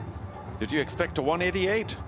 Who saw the pitch very closely today and got it completely wrong. That was earlier. You went to off the mark to begin with, but it's kind of eased out, or is it, and this is an important factor, that Andheri didn't quite have quality spinners to kind of slow it down? I also think the pitch under lights got a little better. It's been rolled on after the first innings. The first innings, we did see Triumph Knights struggle a bit on it. Got to 147, which wasn't good enough for them to defend. Was a close game though. But in hindsight, you think it was about 10 runs shy of what should have been a pass score. This though, on the other hand, has been excellent. 188 for 5. I think they've done exceedingly well. Parag was outstanding. Kind of innings that he's put on the first day of the second edition of the Mumbai T20. Brilliant. He truly was such a talented lefty. So Badr Alam will begin for Sobo Supersonics, the highest wicket taker in season 1. And he has Sufyan Sheikh there along with Herwadkar, who will begin for Andheri. Now, when you have to get 189, there's no doubt that you have to go pretty hard during the power play. So hopefully these two can do it for Andheri, who finished last year, by the way. But of course, there's been a big player churn. Here we go. First ball of the last innings on day 1. Oh, bounced it. Pretty fresh, that lively. Might go all the way. No, just short. Oh, bit of a collision there. So needless, that collision as the ball was slowing down.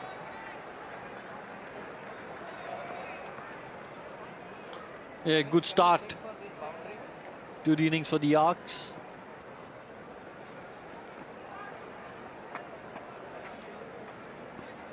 And 3 of the first delivery. Yeah, I wouldn't be surprised if the umpires go and have a quick look at that stop there. The ball was slowing down. Nobody had to do anything special. Yet when it was stopped, the ball was still in the hand, and was one of them touching the boundary? Maybe not, but that just was not very clever communication.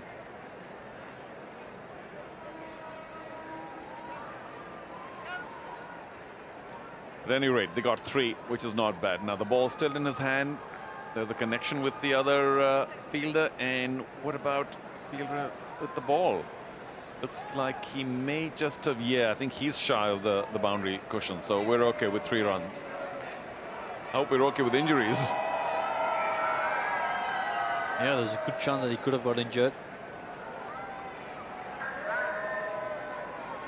Copy. I'm signaling no ball. Runs. Oh, what's that about now? Is that because of overstepping? We'll take a look. And yeah, he was just waiting to see what happened at the end of that ball. So, well done. Good spot. And it'll be Herwadkar who gets the benefit. Well, this is what you want as a batsman, right? First ball you face, free hit, can't get out. Excellent opportunity to get off the mark, have a right bash. Okay, Badr Alam, what are you going to serve up now? Free hit. Again, takes. Oh, it's the biggest 6 of the night. Into the second tier, deep 20 rows back. Wow. Can he bat Herwadkar? That's a special shot, of course, under no pressure of getting out, but brilliant. Oh, top-class shot. As you said, Chow, the biggest 6 of the night on the front foot. Just tells you the amount of time he had to play that pull shot. He is an experienced Ranji Trophy player.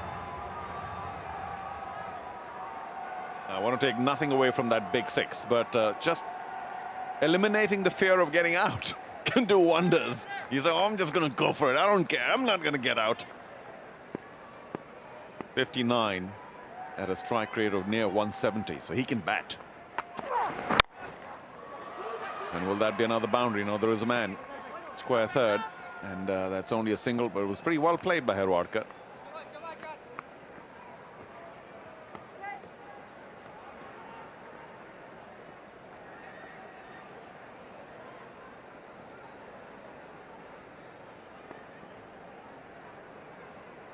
Oh, what a start. When you're chasing 188, you get to 11 of 2 deliveries. Just makes that chase a little bit easier. Of course, one wonders what Badri Alam is thinking now. Sufyan Sheikh was on strike. There is a slip, mind you, so is it going to be pitched up? Yeah, good delivery, good comeback. Yet they will steal a single.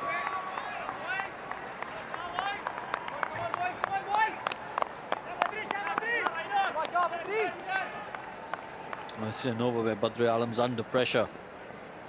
No ball, free hit being hit for 6. He's gone for 12 of 3. Dugout seems pretty happy, as they should be, with that flurry right at the top. Oh, didn't he pick it up well? It's rocked back, shifted his weight onto the back foot after being on the front foot. Brilliant. Oh yeah, look at the carry there. Badri Alam all fired up. A good comeback. Gone for 12 off your first 3, and that's a really good delivery to bowl. Feeding Herwadkar for a bit of pace as well. Yeah, cutting across the lefty. Nice carry. Good follow through by the bowler. I wonder, of course, just a reminder, highest wicket taker first season. The big boy season campaigner has a slip and is bowling the right channel. Oh, sweet. Just a push. And they decide against the 2. This Herwadkar can bat. Well, he's played first-class cricket for Mumbai for quite a few years. Been in and out of the side of late. And he'll be looking to make an impression in this tournament. Akhil Herwadkar, what a brilliant 6. And even just that offside push of a good delivery. Very classy. Of course, got him only 1. Showed that he's a wonderful temperament.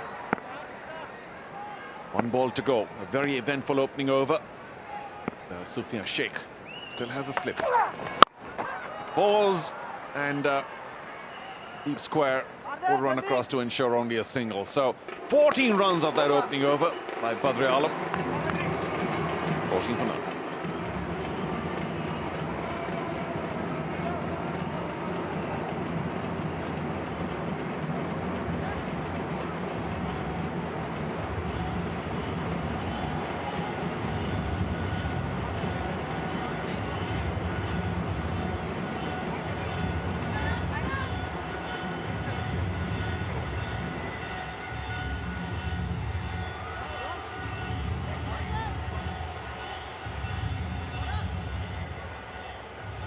Sufyan 5 from 3, and Herwadkar courtesy that big 6 off the free hit.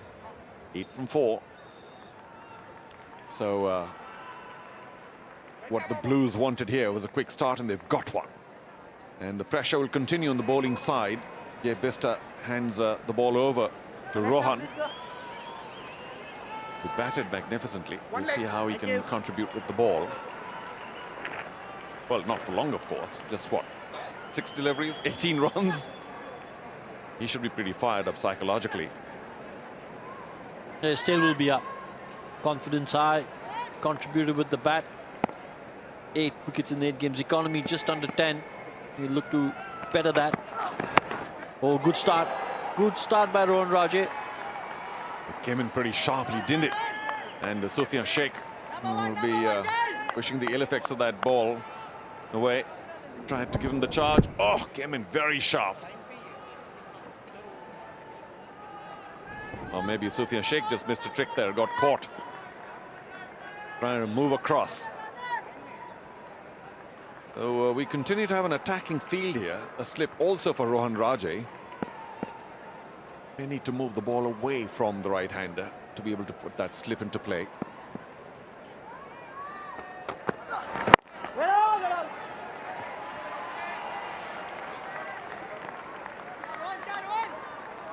I remember playing corporate tournament with Sufyan Sheikh, same team, youngster. Very impressed with his wicket keeping back then. He seemed like that cricketer who again had that attitude of never give up, always fight till the end.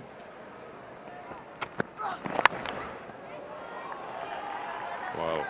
I hope he goes on to do better still. He's one of the mainstays of Andheri. That under edge going straight to the keeper. He'd feel a little upset missing out though. Shaping up for a big cut. Rohan Raje hasn't maintained a bad line, but I suspect on the speed or the speedometer, he's not quite the quickest here. I'm going to go again with what I said in the earlier game. Charu. You're a hard man to please, Charu. He's bowled three dot balls and you're kidding the guy. I'm not. I just said he's not the quickest, but he's bowled well. And he finally gives a run. But also in contrast to Badr Alam, who's pretty quick. He's fizzing around. Well, Badr Alam was very quick. Nice wheels too. His deliveries, his bowling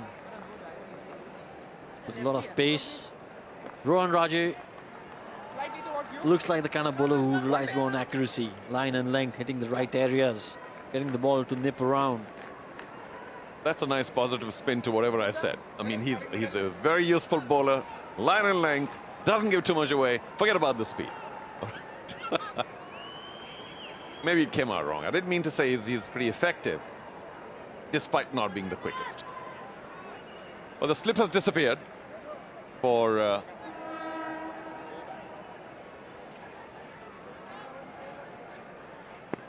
Herwarkar. And we have a short third and a short fine as well. So this should be up. Yeah. Two boundary fielders square of the wicket. One of them comes into play. Deep square. I think with the field that they've got, as you mentioned, short third man in the circle, short fine leg, and the two fielders outside the circle being deep square leg and cover point. You've got to be really, really accurate with the length that you bowl, especially in this generation, because if you pitch it up, you've got the batsmen who now have the ability to play the sweep shot, the lap shot to the quick bowlers. And if you pitch it short, the pull shot comes into play. The uppercut comes into play, so you've got to be really accurate with your length. Yeah, it's rough being a bowler with the batsman being 360 these days. 17 for no loss after 2.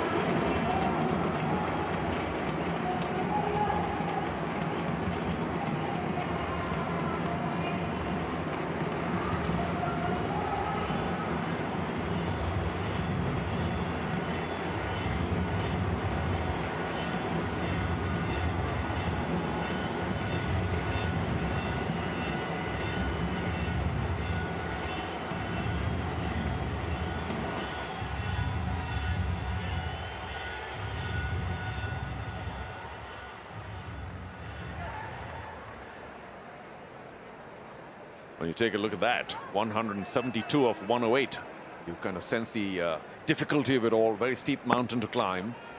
But they have started decently, we've got to say, Andheri.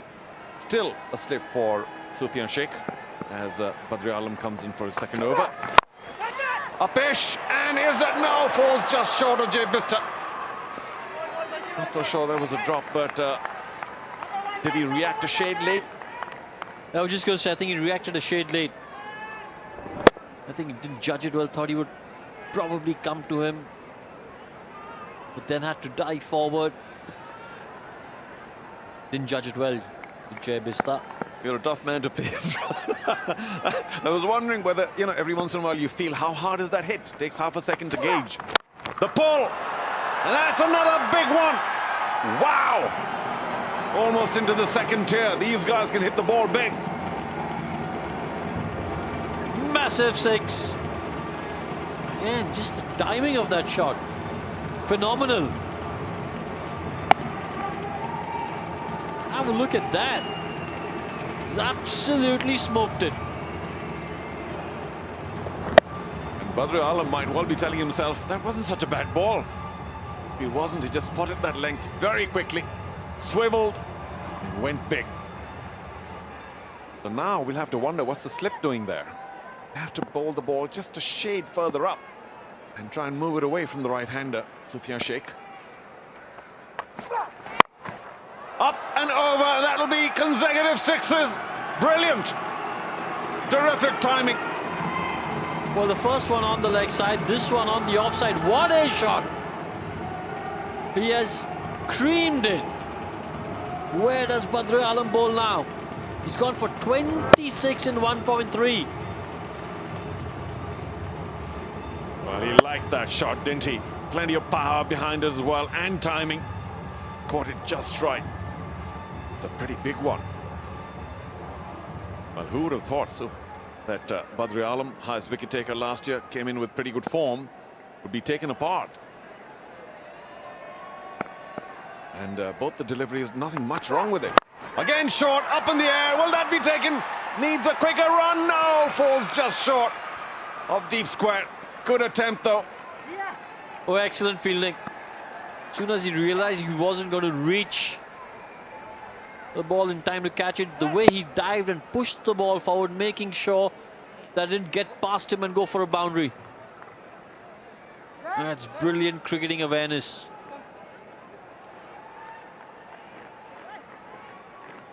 Yeah, that could lead to pretty dangerous injury-prone scenarios, that, but he did very well. And of course, the ball didn't have any pace, that we've got to admit, catching perhaps the top edge of the bat. And that, strangely enough, was perhaps the worst ball bowled. Two better deliveries, swung away for six, swung in cut, that is. A change in the field. Where are the boundary men now? Deep square, and perhaps third man.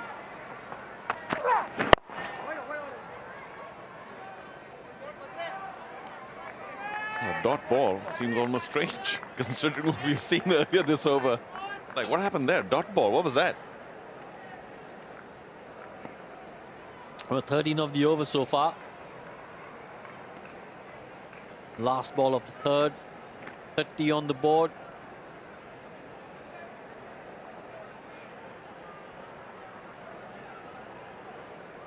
Herwadkar on strike. 9 of 6 for Akhil Herwadkar.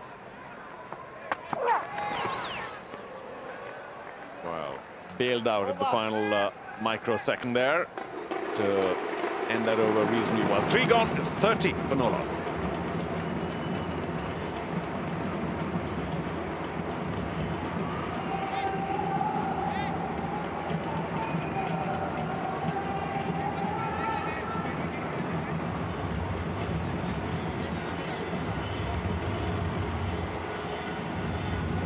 From 12 for Sufyan Sheikh, and Herwadkar, he hasn't really smoked anything after that big six he hit. Talking about big hitting, that is. So 9 from 7, going at only about 130. So this is just the kind of start that Andheri might have wanted after winning the toss and electing to chase.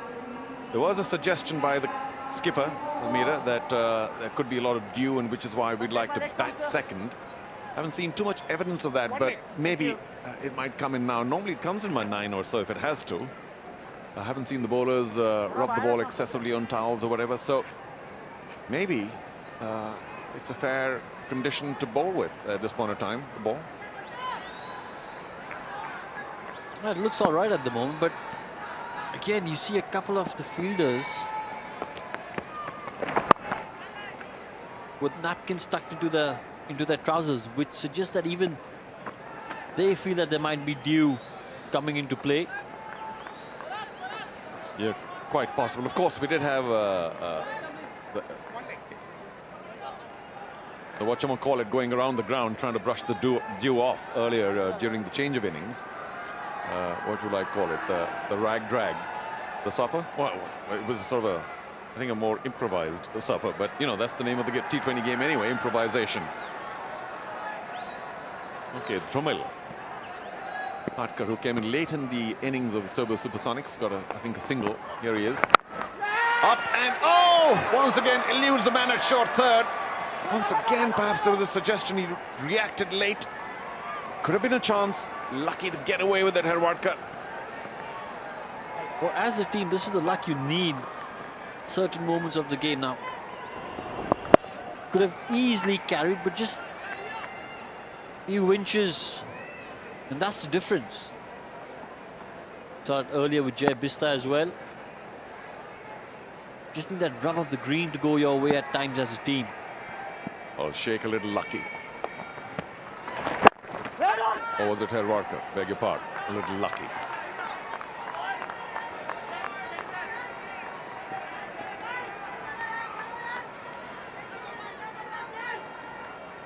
The good news for the Andheri team is that both these guys can hit a long ball, that's for sure.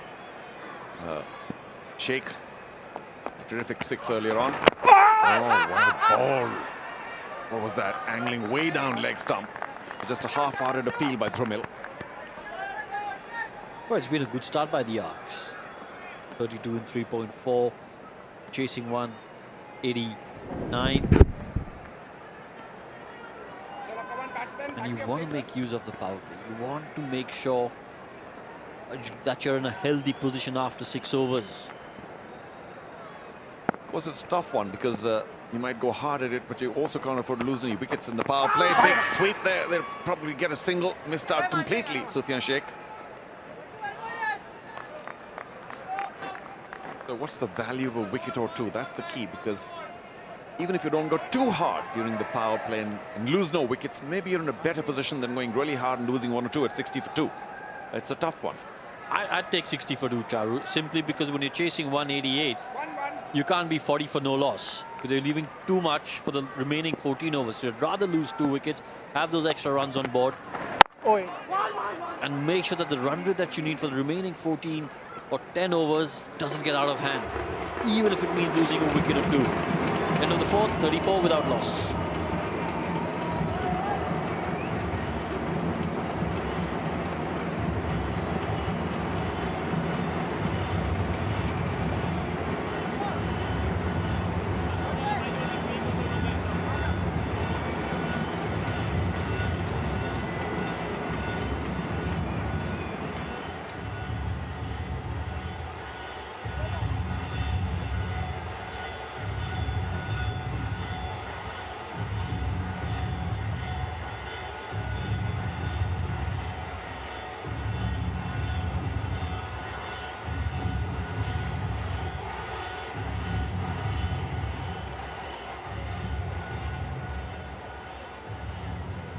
Andheri 34 for no loss, needing 155 of 96. Once again, looks very steep, but as we know in T20 cricket, somehow those figures are pretty gettable. And with no wickets lost in the first 4 overs, the Andheri team have begun in right earnest. Both the openers we know can hit the ball a long way, as Shashank Attarde comes in, right arm off spin. Now that might be good news for Sufyan Sheikh particularly. Right-handers seem to get really stuck into off-spinners, and which is why, strangely enough, the off-spinning breed has certainly not grown as quickly as the left-arm orthodox breed in T20 cricket. Got away fiercely, and although cover point got pretty close to it, there was a bit of a bounce that ensured that he couldn't get behind the ball. So, opens with the boundary, Herwarkar. What a top-class shot. That was 4 the moment it left the bat. Placement, the timing.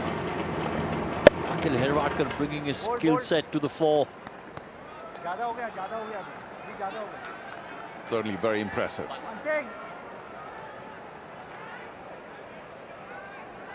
Maybe he'll bring his skills to the 6. See. Well done. Very competent bat. Jay Bista, magnificent in the field. That diving stuff, of course, it would always have been one. But he's setting the standard, isn't he?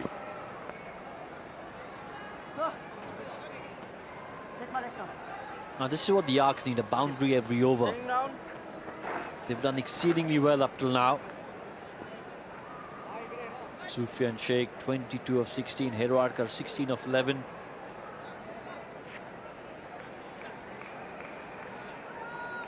Right, this is the matchup that you wanted. The off-spinner against the right-hander. And a right-hander who can hit the ball big, and who's batting currently at a strike rate of near 140. So does he attack straight away? Where are the boundary fielders? Not in front. Goes for the big one. There is a man there, but it goes to his right. And that's very well picked up by Sufyan Sheikh. Wasn't such a bad ball. Coming over. Again, just the length of that delivery enabled Sufyan Sheikh to play that shot.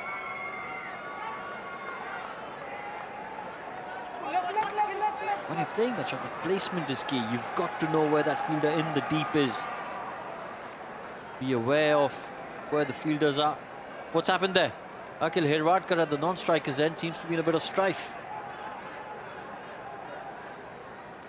Oh, yeah, the bowler was very sympathetic to whatever Herwadkar was going through, but looks like the assistance will have to be delayed for the end of the over. Something wrong with the neck shoulder area. However, we're back to the battle, and now Atharde shifts to over the wicket and gets pulled straight to. No, again, just short. Would you believe it? 3 times now the Andheri batsmen have got away with the ball falling just inches short of the fieldsman. Where's that rub of the green that I was talking about? Sometimes as a team, you just don't have it. Well, again, you feel, why not take another step forward? But I don't think that was struck from the sweet part of the bat, and the fielder there thinking, hey, it's coming to me, and all of a sudden, no, it wasn't struck too well. I'll have to dive forward. Misses completely. That was fuller, and just that much more difficult to get away. Minor victory for the bowler. Hello. Akhil. I know this is way past your generation, but that dance called the Orange Justice. What? It's called the Orange Justice. Forget it. You're kidding me. There's a name for it? There is a name for it, Orange Justice. Well, there's no justice here. Once again, not from the middle of the bat, and he gets away with it. So eventually a decent over by Atharde. 5 gone, and it is 43 for no loss.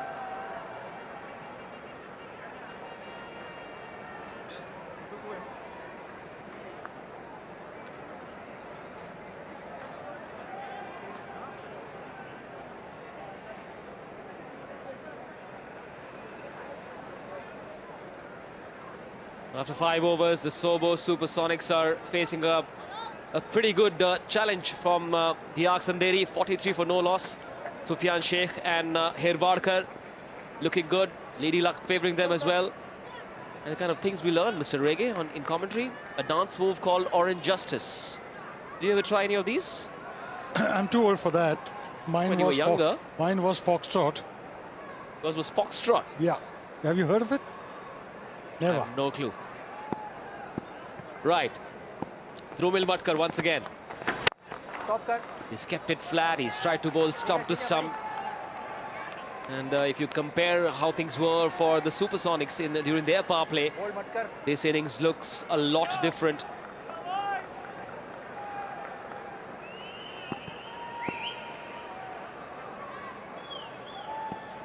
.146 more to win of 89. This time had to cut that through. Oh, he lost his bat, but died for his life, did Sufyan Sheikh. It looked dangerous. Let's take a look at what happened there. This is a real-time replay. Oh, he slipped. Well done on making the recovery and coming back. It's amazing they wear such long studs, and yet he slipped. Also perhaps a sign of a little bit of dew as well. We'll check that with a closer shot. This time a little bit of flight in that block hole, missing out completely. Let's cut across to Karishma Kotak, who's got a player alongside her. Well, I have with me Rajesh Pawar, the coach of Andheri. It's a pretty big score. So what was the discussion during the mid-innings? Not much, because I think it's going to be a big factor of dew. The wicket looks really good. So we have a good experience side, I feel, and it is a gettable target, I feel. Let's discuss the team combination this year. How do you feel? Yeah, we have a very good balance side, actually. We have a very good all-rounder like Shubham Ranjane. We have genuine bowlers, so I'm very happy with the team. And what would this win mean to you, especially because it's, day one? Yeah, it's a first match, so obviously we want that momentum. So it will be good if you are chasing this big target. So it will be a good momentum for us. But you're confident. Yes, I'm confident with my batsmen. I think that's all that the boys need. Thank you so much and good luck to you and your team. Back to you, you guys. Rajesh Pawar still looks like a player, is now an under-19 selector in Mumbai. Used to be a left-arm spinner. Milind Rege alongside, he's watched Mumbai cricket very closely for decades now. What's with this number of left-arm spinners on the circuit, Milind? Well, at the end of it all, Mumbai had so many great left-armers in a Bapu Nadkarni, a Vinu Wankhede, a Padmakal Shivalkar. So it's always that people want to idolize them, and that's one of the reasons that there were so many, like Mumbai's batting, for example. This time just helped it along. But the fielders there, hard shot third man to cut it off, just a single. We're approaching the end of the power play. Remember, the Supersonics were 35 for 2 in their power play and went on to score a ton of runs in the last 10 overs. 125 runs in between over number 11 and 20. It's been a slightly different story for the Andheri. No wickets lost so far. Last ball of the power play coming up. Hirvadkar on strike, who's playing on 17 or 15. This time he hits it straight. Will add 4 to the tally, ending the power play. 49 for no loss in 6.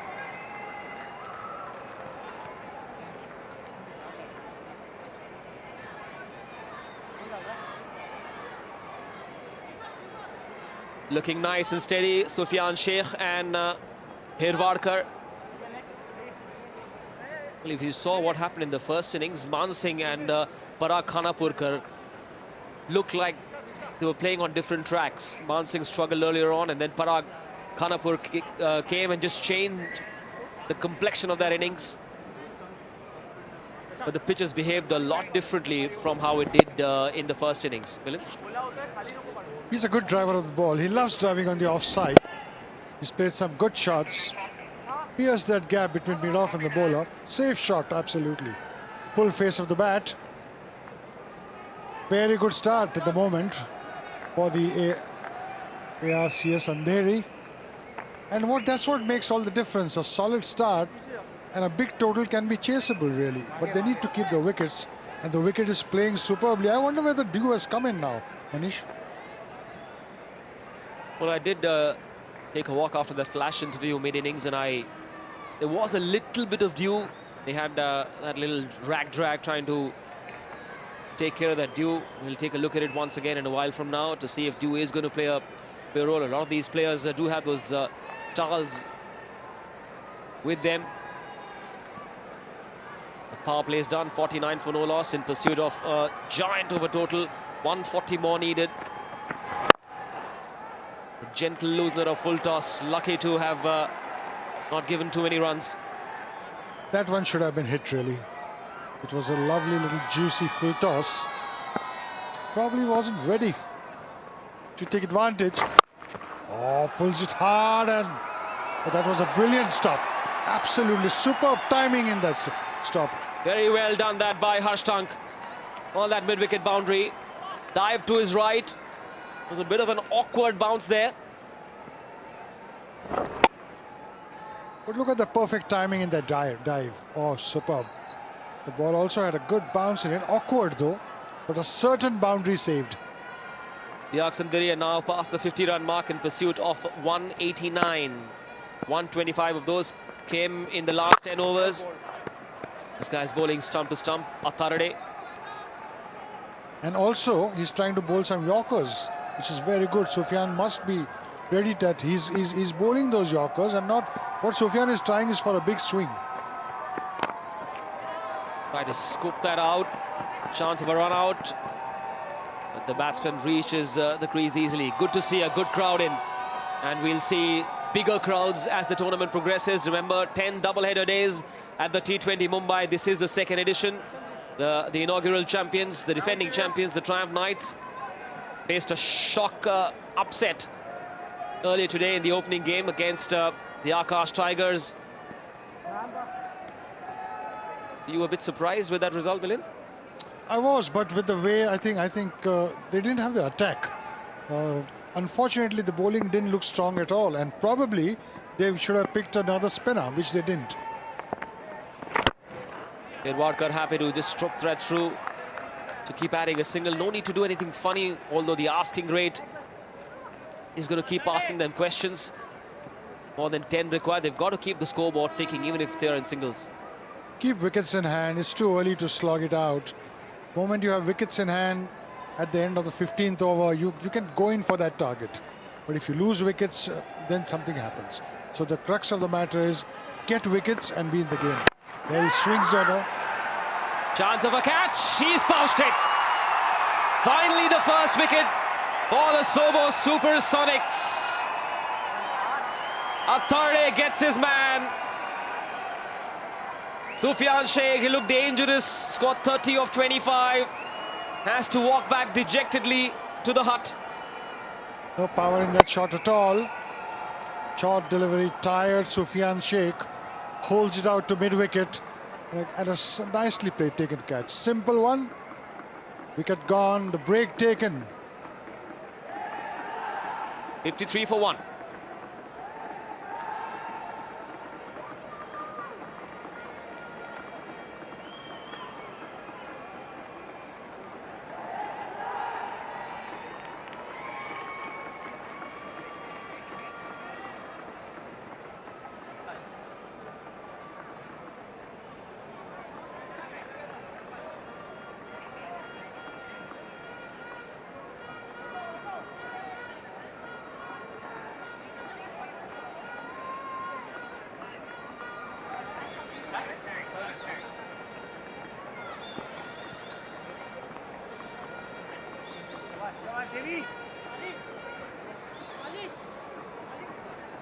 The first wicket for the Sobo Supersonics, getting rid of Sufyan Sheikh, who's looking dangerous.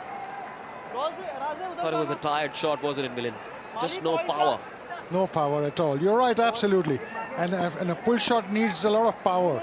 Need a lot of power in our forearms. But Sufyan Sheikh just wasn't able to generate that power.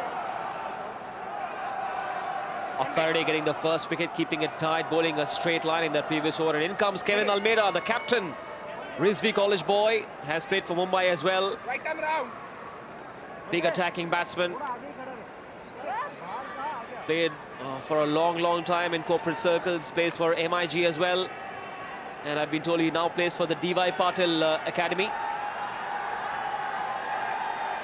Given charge of this side this season. Iqbal Abdullah was, of course, the captain, and it's now going to be captain versus captain. Jay Bista versus Kevin Almeida. That's a good move by Bista, an off spinner to a left-hander. I saw a bit of a hint of turn in that delivery. Slow turn, but Jay Bista is capable of a breakthrough for his side. He does it for Mumbai many a time. And the towel's out as well, so we'll see how much that affects how the bowlers grip the ball. A half an appeal for a leg before, clearly going down leg. That's the short delivery, a tired looking pull, and that too towards the square mid-wicket. Easy shot, easy catch, hold out, mid-wicket. Good break for the fielding team. Let's see if there's any turn. Oh, Jay Bista is hitting the deck hard. He is a good T20 bowler, Jay Bista. A very good action he has. Very good off-spinners action. Good time to get a quiet over in, isn't it? Because there's a new player in. Take a while to just suss out the pitch, see how it's behaving, get his rhythm going. A good quiet over will be good for him. But short delivery, easy shot on the onside. Will get off the mark. Kevin Almeida, the captain. Kevin will have to be careful with that pull shot, with the ball turning slowly. He didn't time it, and good it didn't go to hand. It's been a good crowd today.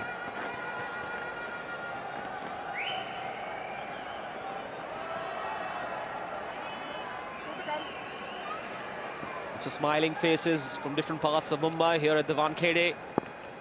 Remember, we've got 2 games coming up tomorrow as well. Nice controlled trajectory, good discipline line as well. Just what you expect at this stage.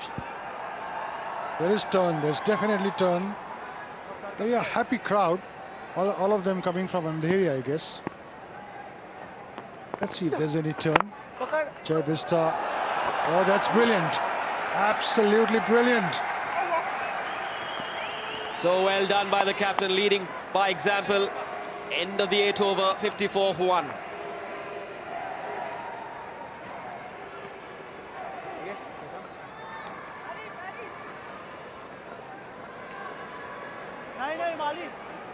And Kevin Almeida has just come in after what was a very, very solid partnership between the openers Sufyan Sheikh and Hirwadkar. Sheikh going away, playing that tired pull shot. Scored 30 of 26. Hirwadkar is still there. He's shown some spark as well. What's Kevin Almeida's approach going to be going forward? Will they be happy with what they've done so far, or do you think they should have done better? Because the asking rate is going up. It's now 11.25 million. I think it's time now for them to accelerate a little bit more. But with an important wicket down, it always happens that suddenly the new batsman needs at least 4 or 5 balls to settle down. But that's what the fielding side should take advantage of. Get through their overs quickly, an over or two, so that you peg them back all the... Using his feet, Kevin Almeida, will he look for the second? Will be dangerous, chose against, and rightly so. Right, so you've got Kevin Almeida and Hirwadkar. Who takes that chance? Who goes for the big ones? I think Hirwadkar should play shots freely, because he's the kind of player who plays very freely. That's a brilliant stop. This boy can do anything, isn't it? Dive all over the place, play some shots which are impossible to, bowl a few tweakers. He's a good cricketer for this format of the game. Product of Sharda Ashram Vidya Mandir. Enough said? More than that.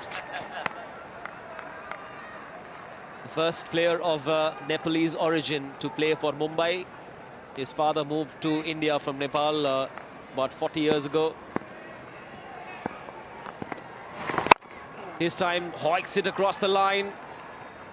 Just enough on it to give him a single. Kevin Almeida. It's funny, isn't it? I selected his father, I'm selecting him. I think it's time for me to go now, isn't it? He'll want to wait until he has a son who plays for some club in Mumbai. Cricketers come and go. Milind Rege stays. And now with a walking stick, really. Google can lie. It tells me you're 70 years old. Tell me it's a lie. Why are you reminding me of this all day today? White ball. That'll be a wide. Perhaps getting a bit too adventurous. I know they've got a big total to defend, but got to avoid these sundries, really.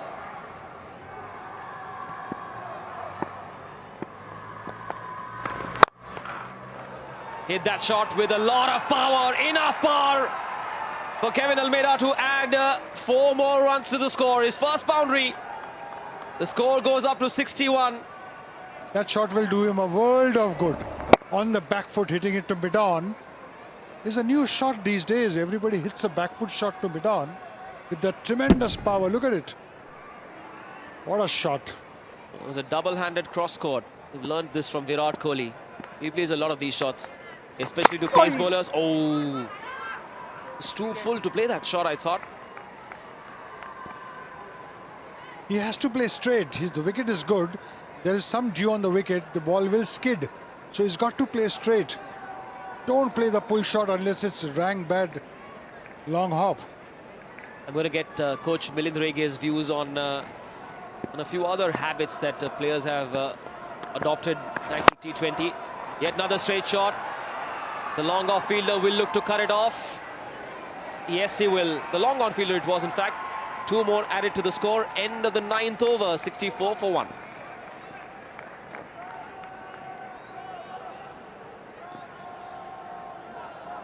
There's another habit, Milind, that I've seen players, especially this season of the IPL, lots of these one-handed shots by lefties. Is that something that will irritate any purist or a proper coach, or are you someone who looks at such things with a progressive eye? You know, when I see players playing shots in T20 competition, I'm amazed really from where they produce all these shots, because I think it's a great thing for cricket that the game has changed so much over the years, and the kind of shots that people play is nothing but pure entertainment. Also gives you a lot of pleasure when you watch these shots. And because they hit one-handed simply because they are so strong, they do so much of gymming that their forearms are so strong in spite of the weight of the bats. And so a shot that would get you punished 5 rounds of Shivaji Park now get you applause. How much the world has changed. Absolutely, and it's all for the good, absolutely. What is it that you don't like about T20 cricket? Actually, I love T20 cricket. I can comment. I can spend some time in the commentary box. I watch. It's an enjoyable format, really. I love Test cricket. I think somehow or the other, one-day cricket seems to be getting a bit boring, but T20 certainly not. At 300 seems to be a very regular affair in one-day cricket. We'll see how it is in England at the World Cup that starts in a couple of weeks from now. All of it live on the Star Sports Network.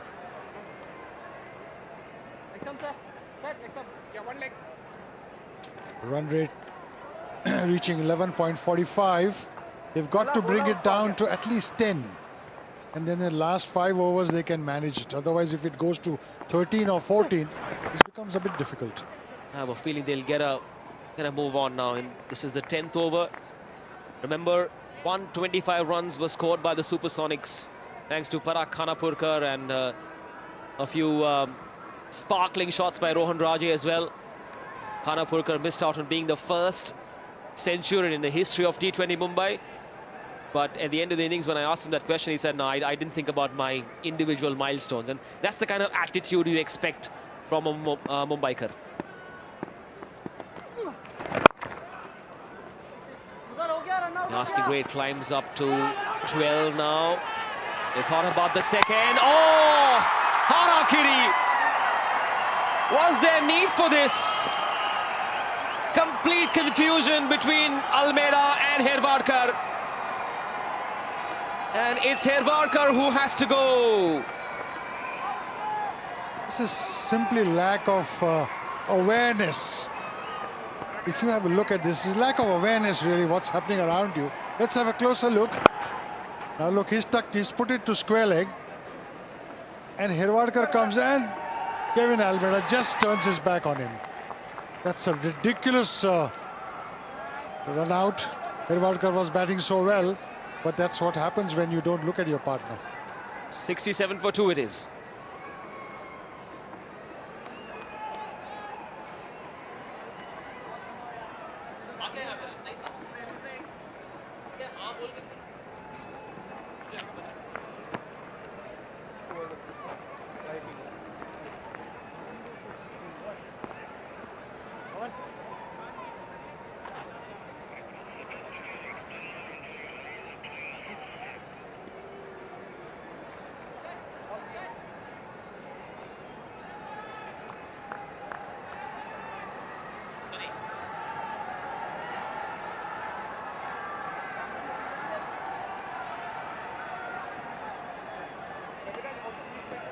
Welcome back. Confusion between Almeida and Herwadkar, and it was clearly Kevin Almeida's fault. Said yes and then said, sorry, I changed my mind.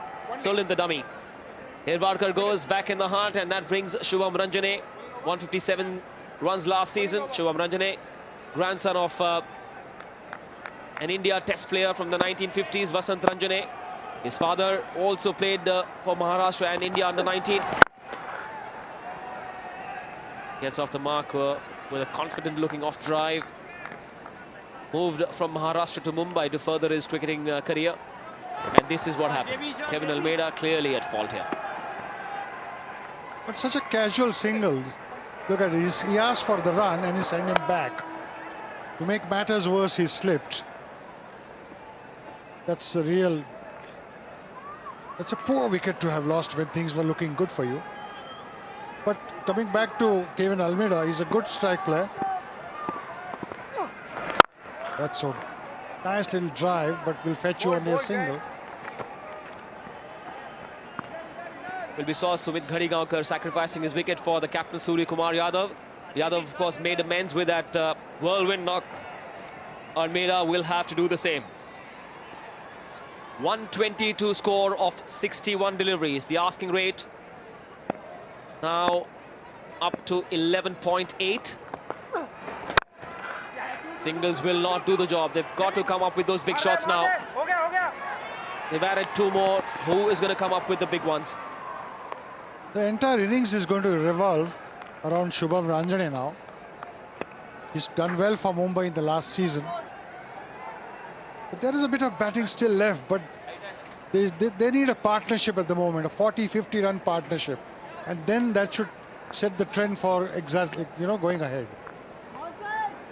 Still got Gaurav Jathar to come in next. He can tonk a few as well. At number 5, Iqbal Abdullah can bat a bit. Not much batting thereafter. But if the Andheri have to win it, this pair has to do the bulk of the scoring.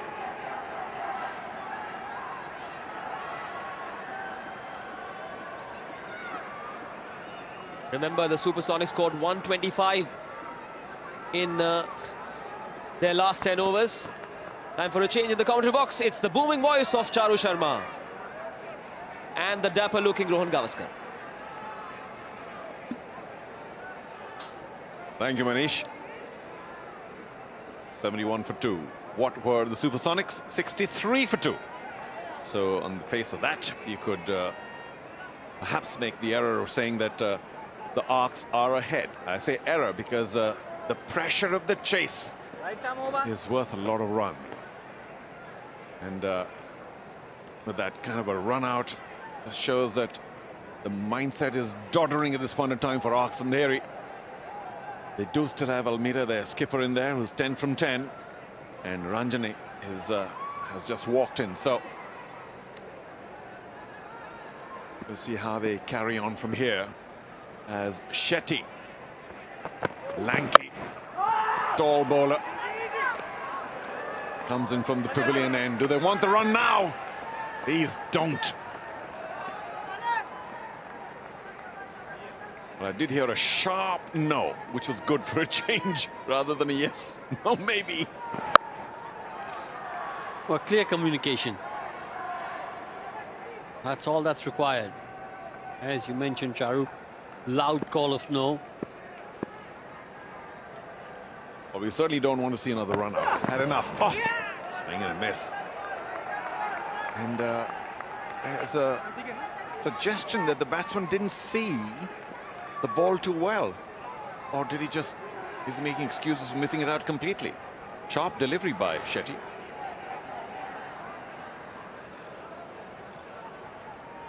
Yeah, Akhil Herwadkar disappointed with that run out.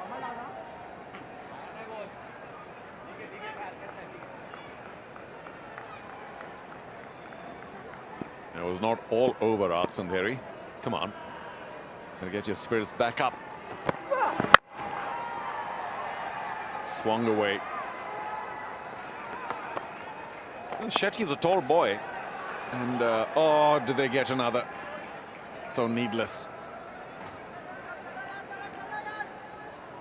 And lax cricket there by the Supersonics. At the moment, the required rate 12.21, climbing steadily. Partnership 6 of 6. Akhil Herwadkar got 26 of 23 deliveries, and you've got to say that strike rate when you're chasing 188, not good enough. What happened there? I think he went through it too soon. Got the bottom of the bat, or perhaps even the back. Lucky that the ball didn't ricochet to a fielder. To the left, the lady, of course, Sona, one of the co-owners of the Sobo Supersonics. Good to see you. Of course, involved in other leagues as well. Sorry, I was just mentioning Shetty, the tall, lanky boy bowling from the pavilion end. Bowled pretty well. Could use a little bit of muscle, I suppose, eventually. He's done well so far. Only 2 runs of the 4 deliveries. And as soon as I said that, he has been tongued away for what is a 4. We'll check. I think just inside the boundary. That was a handsome shot by the lefty. Oh, Captain Almeida. He knows he's got to step on the pedal now. On the lasting rate, climbing steadily. And you're right. Extremely handsome shot. Stood tall and walloped it. Bowling just in front of the boundary. Yeah, I didn't think the ball was that short, so he picked it up really well, Almeida. There's a look at our friend Shetty. Very gangly bowler, all angles as he runs up. And he would be telling himself, well, what is wrong with that ball? Nothing.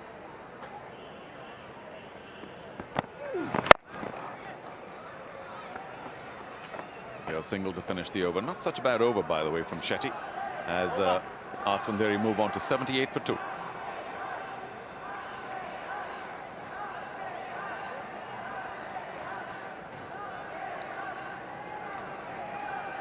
You mentioned the 12.33, the required rate. Now, it's okay if you're batting first and you don't quite have a target in mind. You can go hell for leather. You can score 10, 12, 14 and over, or maybe get pegged back. It doesn't really matter because setting a total, when you're chasing, 12.33 with 9 overs to go is a really big ask. And it's okay for even 3 overs. That's 36 and you feel the batting side's favoured. But at this point of time, I'm afraid I've got to favour the bowling side. Well, someone's got to pull a rabbit out of the hat. Someone's got to play a spectacular innings. You're absolutely right. When you're chasing for about 3 or 4 overs, you think, okay, game on. 4 overs 40, 4 overs 45. With the wickets in hand, you'd fancy your chances. But at the moment, 111 required of 54 deliveries. Doesn't look like they're going to get that asking rate going, because even this partnership, 11 of 9, is just overrun a ball. Not good enough, but one has to compliment the Sobo Supersonics skipper, Jay Bister. An offie, and I was suggesting that the offies go for plenty against right-handers, has given only 8 away from his 2 overs so far. He's fielded off his own bowling quite brilliantly, and he has been turning the ball a bit. Against the lefty, he'll be particularly useful. 2 fall, smashed away. Well fielded. Long off running to his left. Well, you mentioned Jay Bister and how well he's bowled. I think it's been a collective effort. You look at Rohan with just 3 runs, conceding the 1 over he's bowled, and I think Jay Bister's captained the side really well as well. Rung about the right changes, got his fielders in the right position. Trumil hasn't picked up a wicket, but just conceded 10 runs in 2 overs.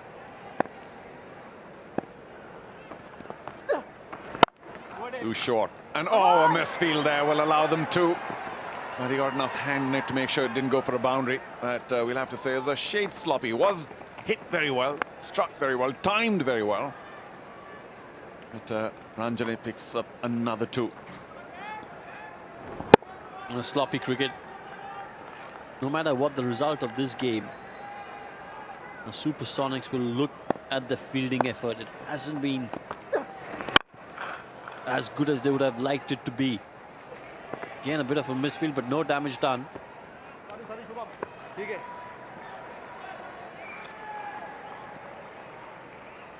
He's keeping his length up, Bister, and allowing the right-hander a free swing. But although the timing's been pretty good, he hasn't gotten underneath the ball. Ranjane. And long off, long on has had plenty to do. Still a relatively quiet over. The key here is, when does Almeida go hard? Now! And it doesn't work out. Jay Bister strikes. Skipper gets skipper. And it's going to get more difficult now for Andheri. Excellent delivery. I knew Almeida would have to play the big shot, the asking rate. Climbing steadily. Just held back the length, got the ball returned. Easy stumping for Takavle. Almeida goes for 18. It's 82 for 3. Thank you.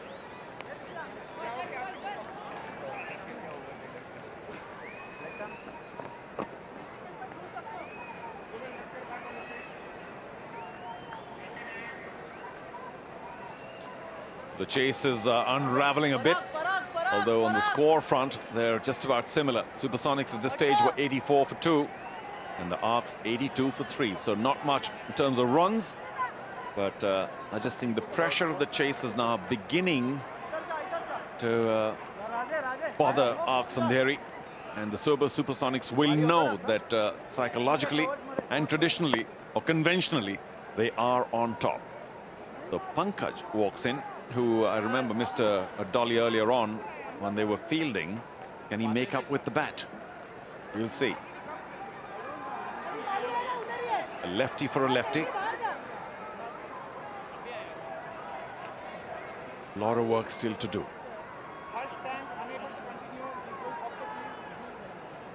Just making a few changes in the field, Jai Bista, but he's got to be quick about it. The over rate is abysmal. They've got to be mindful about the over rate. At the moment, not good enough. So an attacking field now. And he doesn't bowl that too well. The first delivery, down leg, we'll have to say, not a good follow-up to a wicket-taking delivery.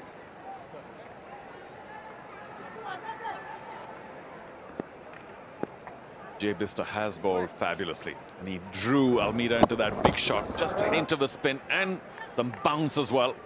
Almeida left well short. Efficient behind the stumps, the keeper.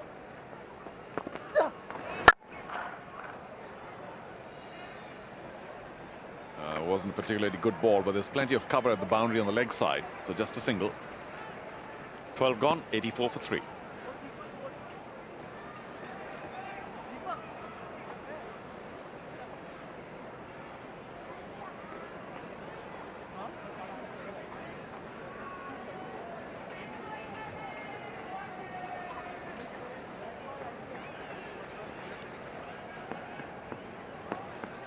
You can see the green line suffering a bit, and is already well below the line of the Supersonics, who, of course, raced on and accelerated fabulously thanks to Parag.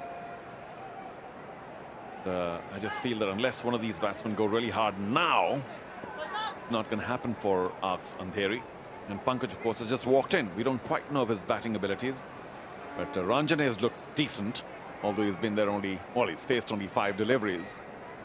It's going to be the gangling Shetty who will come in for his second over. 7 runs of a decent over to begin with. Well, lots of people adjusting the field, minor adjustments, the keeper's getting into it as well.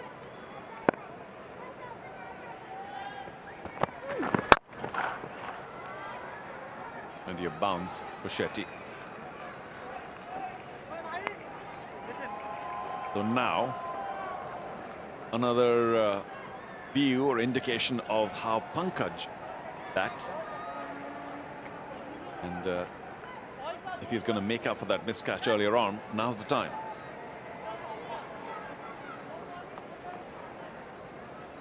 Or if he can get his team across the line, all will be forgiven. Catch? What catch? But of course, if he doesn't, people might say, well, remember that time, and I forget, was it Parag? No, perhaps not. I think it was the right-hander Mansingh who we dropped.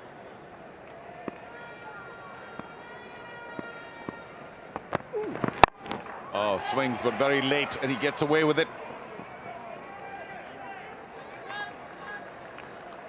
And late on the shot. Probably hit in the sticker of the bat.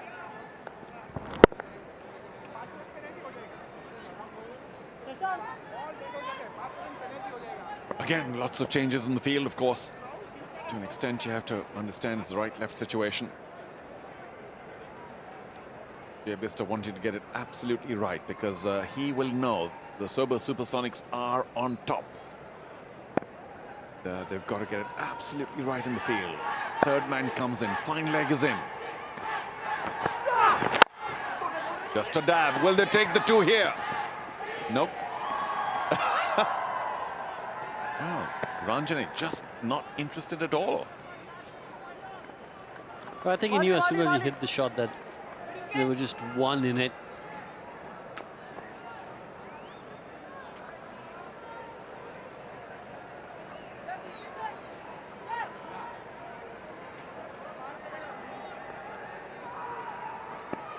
Very quiet spell at a time when Andheri need plenty of boundaries. So this is again very good for Sobo Supersonics. Rush, edge. And the third man was sent back. So will it be only one? No, Pankaj wants the second, doesn't want it. Gotta be clear here, no more run-outs, please.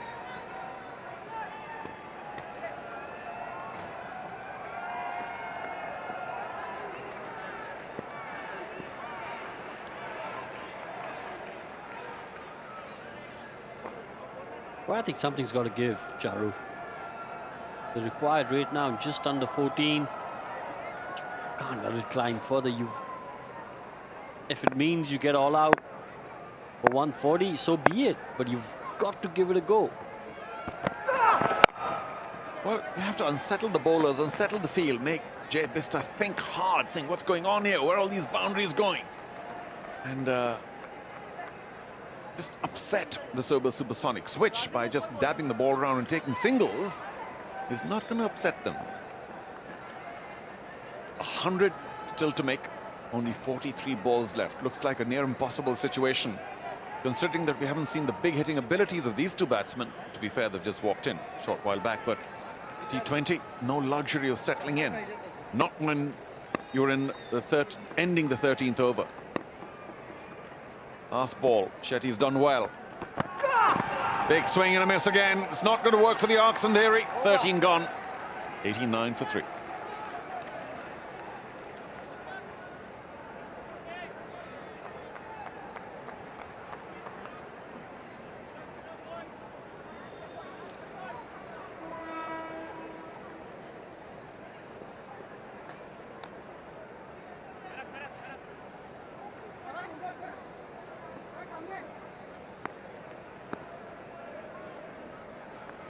$89 for 3, 30 overs gone.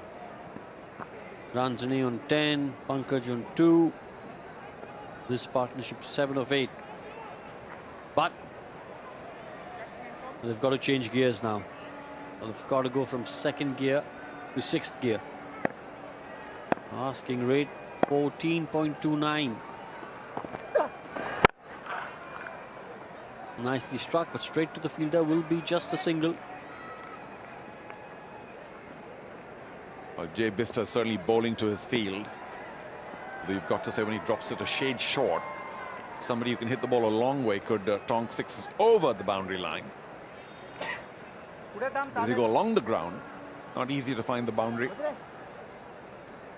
Long on, deep mid-wicket.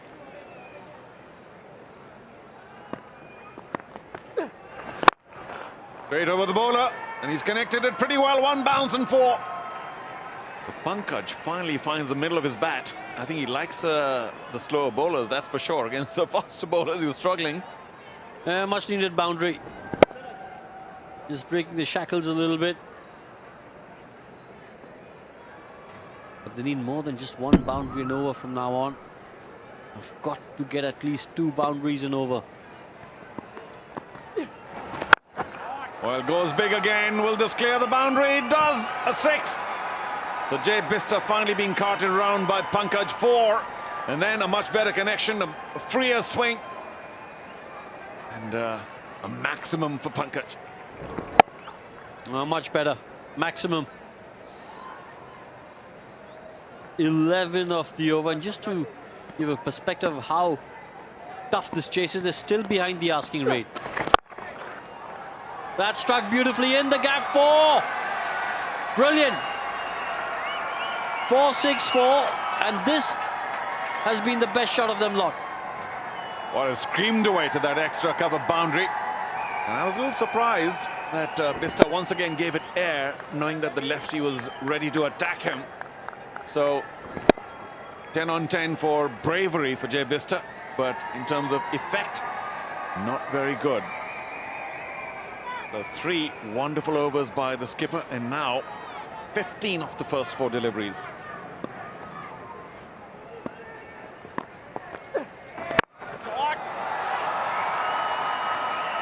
One more. This has been the over the Arcs wanted. 4-6, 4-6 of the last 4 deliveries. 21 of it. Well, did I suggest that Pankaj likes the slow bowlers? And that to an off spinner, always a little dangerous for a lefty, but he caught that well again. Plenty of heft behind that shot. And Bista left a little confused about what to do. One ball left. And that's better. That's what he should have done a little earlier. Still a very expensive over. 35 from his 4 overs with a wicket for Bista. It's 1-1-1 for 3 after 14.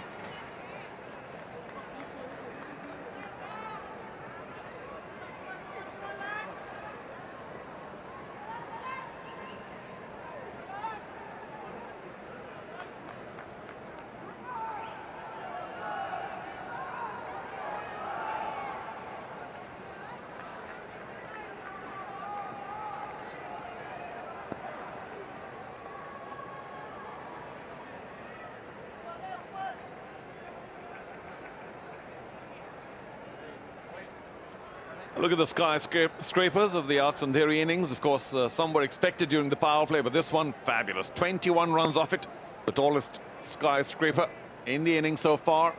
And they could use just one more, but that's being greedy. Here we are. Shetty comes in. And once again, a big swing. This could go to the field, and now drops again, just a shade short. And Pankaj will be pretty grateful he didn't quite catch that. The previous over. That's right behind the bowler, opened up with the boundary and slammed one over wide long on for a 6. This one, as Rohan, you said, lovely shot to extra cover and then straight over long off again for a 6. Wonderful sequence, 4-6, 4-6.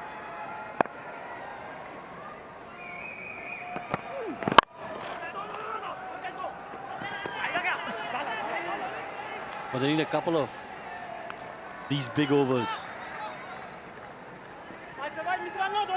Basically, want to get into the last 2 overs, chasing about 24, 25. You think they're still in the hunt. With wickets in hand, I suppose even 30 from 12 seems gettable. And they, at the moment, do have wickets in hand. If you take a look at the similar stage, when Sobo Supersonics were batting, they were 111 for 2. And now Arcs 113 for 3. So in that sense, you can argue that they are right on track. But if you take a look at the runs required per over, it's 13.5. And that puts it into better perspective for a team chasing. That's a lot of runs per over. Nice slower one by Shetty, fooling Pankaj.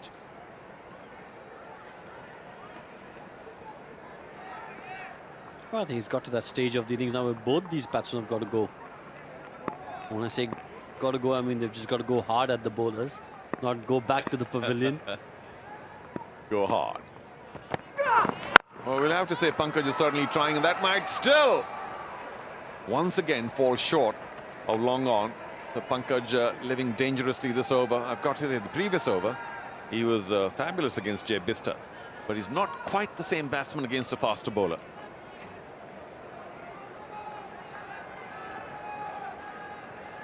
However, because of that one big over of Jay Bista, it's made things a little more interesting now. And Arcs Andheri may feel they have an opportunity. Will they take the 2 now? No, straight to long on.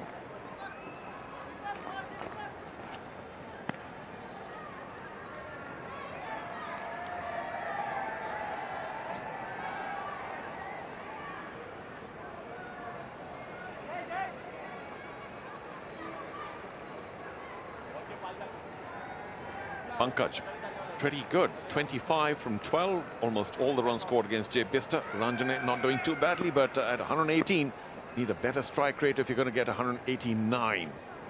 Last ball of Shetty's over. Rohan, possibilities? Sobo or Arcs? Well, at the moment, I've got to go with Sobo. Oh, up in the air. Somebody come underneath that. Jay Bista says, leave it alone, and he takes it. The skipper is a very good fielder. And that will end Pankaj's little knock here today. Did well to accelerate a bit, give the Arcs Andheri team a bit of an opportunity. But he will play no more role in this chase. A good little cameo from Pankaj, 25 of 13. Tried to inject a bit of momentum in this innings. Unfortunately, just didn't get any timing on that shot. Jay Bista was never going to drop that. Pankaj goes for 25. It's 115 for 4 at the end of 15 overs.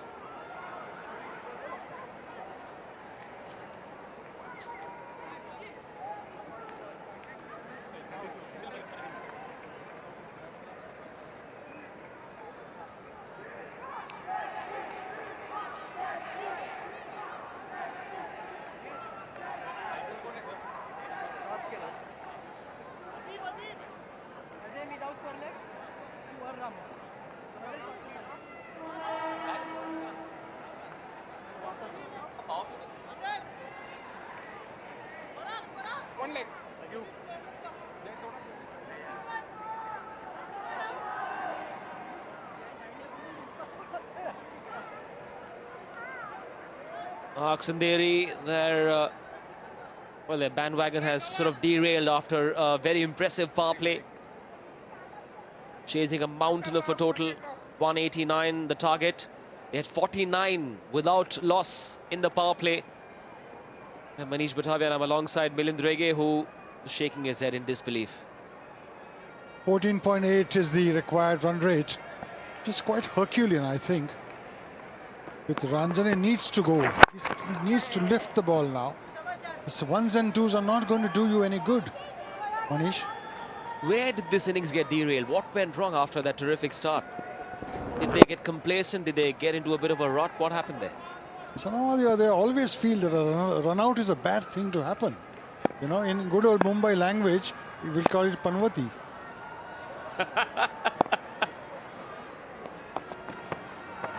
Well, Kevin Almeida has a lot to think about. This lusty blow goes straight to the fielder. The captain himself, JB Jai Bista. He's been the busiest player today. Bowled a couple of impressive overs. Jai Bista, lots and lots of Sobo Supersonics fans here at the Wankhede Stadium. Andheri now, well, waiting for the inevitable. Nicely tossed up, no power in that shot at all. A right-hand shot. Jai Bista never makes mistakes while fielding. They are in the driver's seat now. 116 for 5.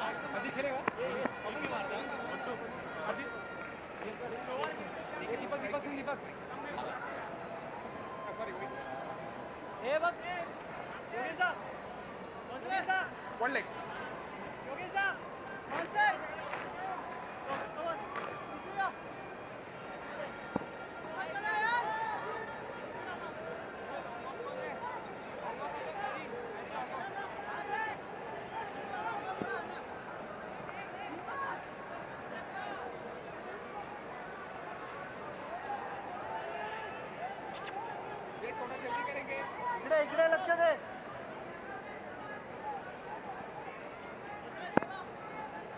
A mountain to climb. 73 needed of 28. Andheri don't have Andre on their side, Andre Russell. They've got to depend on Qadir and Jathar. The spinners have done the job. Sweep shot over finally. Oh, there's a fielder there. Will be just a single. They'll need lots and lots of big shots. Qadir Patel, the right-hand batsman, just walked in after the last wicket fell. Ranjane caught Bista, bowled Drumil. That's how it happened.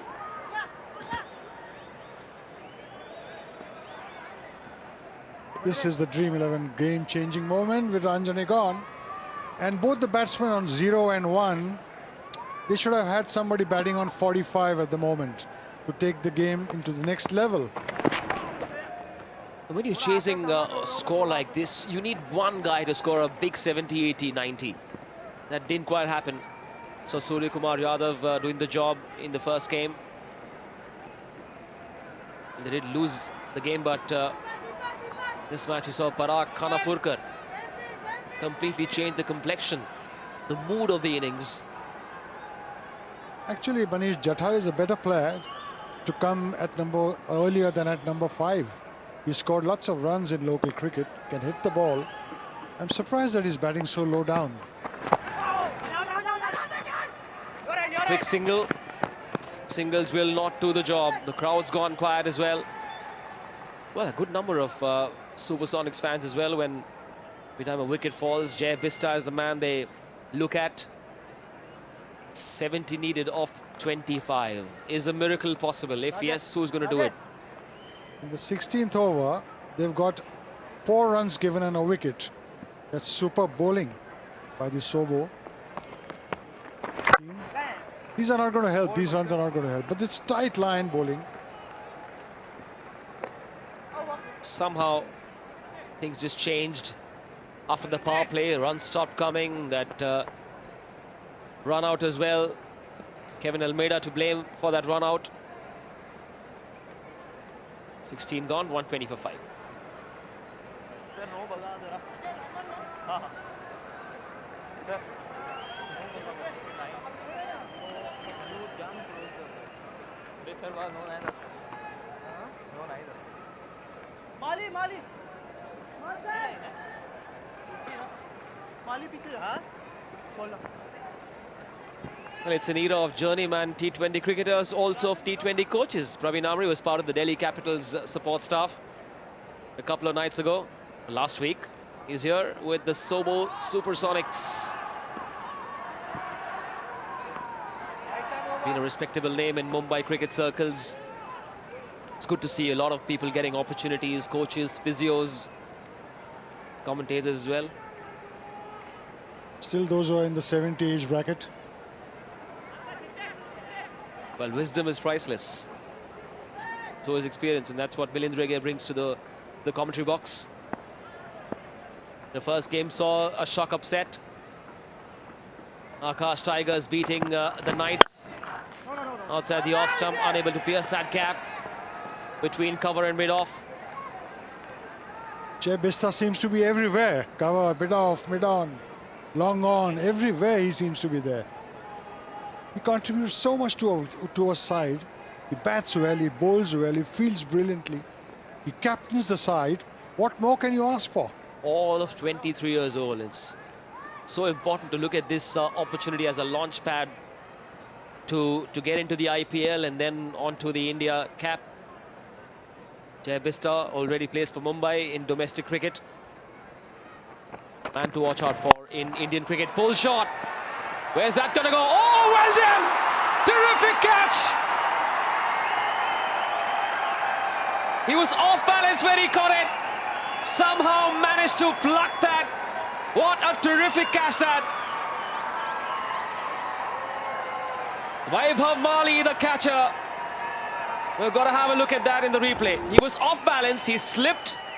There's no chance he could have caught that. But he does. Oh, well done. Terrific acrobatics. This is really the most sensational catch in the Mumbai T20 Cricket League. It's what they call Gire to bhi tang upar. Brilliant. Gaurav Jathar gone for 3. And that's what makes this game so interesting. How on earth did he catch that? His heels got stuck on the turf, I thought. He injured his knee in the process. Looks okay. What a moment it was. So he's going to go home and watch that replay a million times. Vaibhav Mali. It's amazing the kind of catches modern day cricketers take. You just start wondering, how do they manage this agility, this athleticism? Amazing. Something that T20 cricket has added. It's a new dimension to how young players approach the game. A lot more now falls within their possibility map. Iqbal Abdullah comes in, vastly experienced, captained the side last year. It's played for the Kolkata Knight Riders, the Rajasthan Royals, the Royal Challengers Bangalore. Let's take a look at that catch once again. Goes deep into the mid-wicket area. Oh, look at that catch. He had his eyes on the ball all the time, and that's why he took it. Simply outstanding.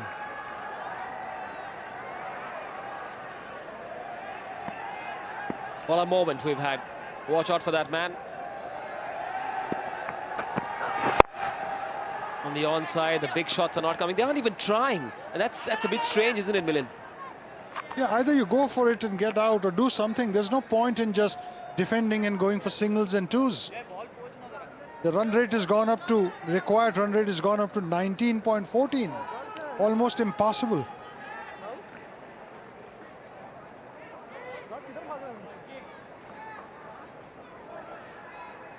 That is simply brilliant.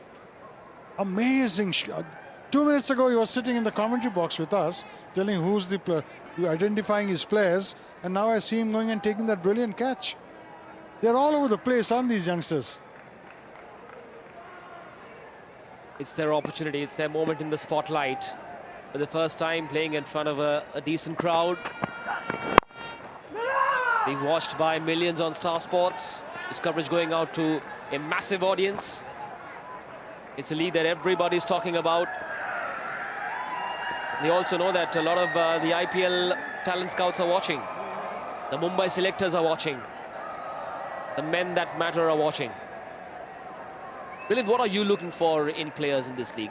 What are those three qualities that you want to look for? To be honest with you, I'm looking for fast bowlers and I'm looking for spin bowlers because Mumbai has enough ammunition in batting. What we need is good fast bowlers and not bowlers who just keep on bowling a line and length. Somebody who can make the ball fly. And that's going to be the future of our cricket because India has a great bowling side. Mumbai somehow or the other struggling to find those bowlers. Lots of quick bowlers coming in from up north in Indian cricket. At full toss, unable to capitalize on that one. Just try to stroke it gently. His gentle shots are not going to work now. What could be the reason for the scarcity of fast bowlers? Is it because they see that it's now, the game is now tilted so much in favor of batsmen? In any case, Mumbai always had great batting lineup, but over the last many years, Abhi Kuruvilla, Paras Mamre, Salil Ankola, Raju Kulkarni, all these players, Shardul Thakur, Dhaval Kulkarni, and Ajit Agarkar, and suddenly there's a drop. I think the coaching should improve. I think there should be more intensity in the coaching effort to see that fast bowlers are trained. And so if you're a pace bowler, if you think you can rack up some good pace, Mumbai cricket needs you. You've heard it from Milind Rege. The stalwart in Mumbai cricket, 17 overs gone, 123 for 6.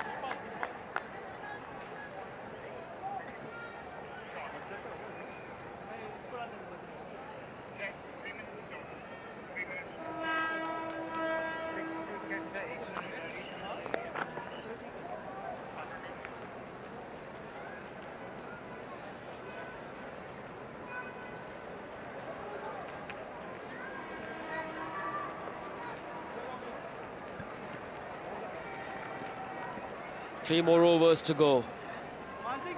66 runs needed of 18.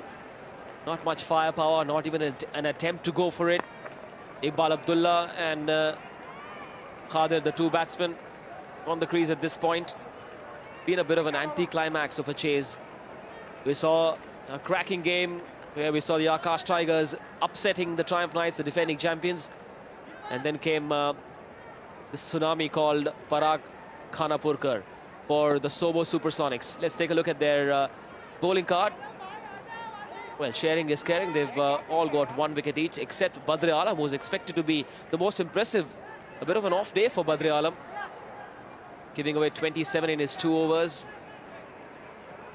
The spinners put the brakes on, I thought, after that power play.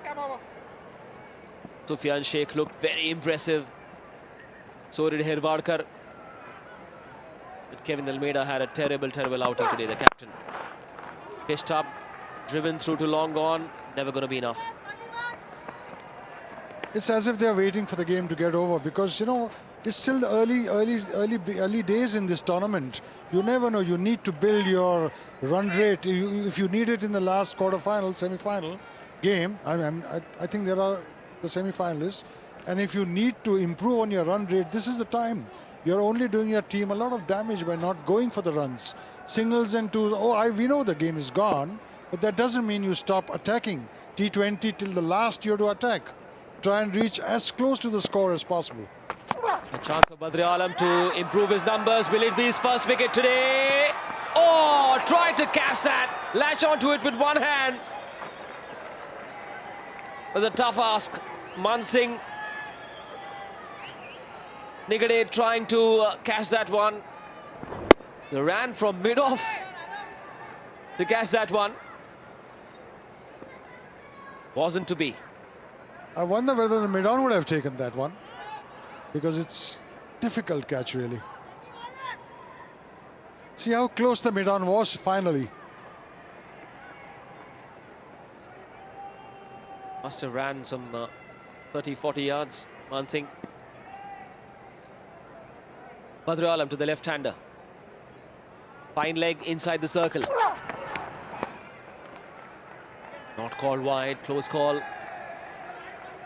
Yes, a new format, Milind, this season in the T20 Mumbai. 2 groups of 4 teams each. All teams will play a total of 5 games in the group stage, and the top 2 from each group qualified through to the semi-finals. Winner of Group A plays the second team in Group B, and the winner of Group B plays the second team in Group A. Pretty simple, straightforward format. 3 games against teams of your own group and 2 against teams from the other group. So many opportunities, isn't it, for players to come and try their best to score runs, get wickets, show how good they are to the selectors. Amazing what T20 has done to Indian cricket.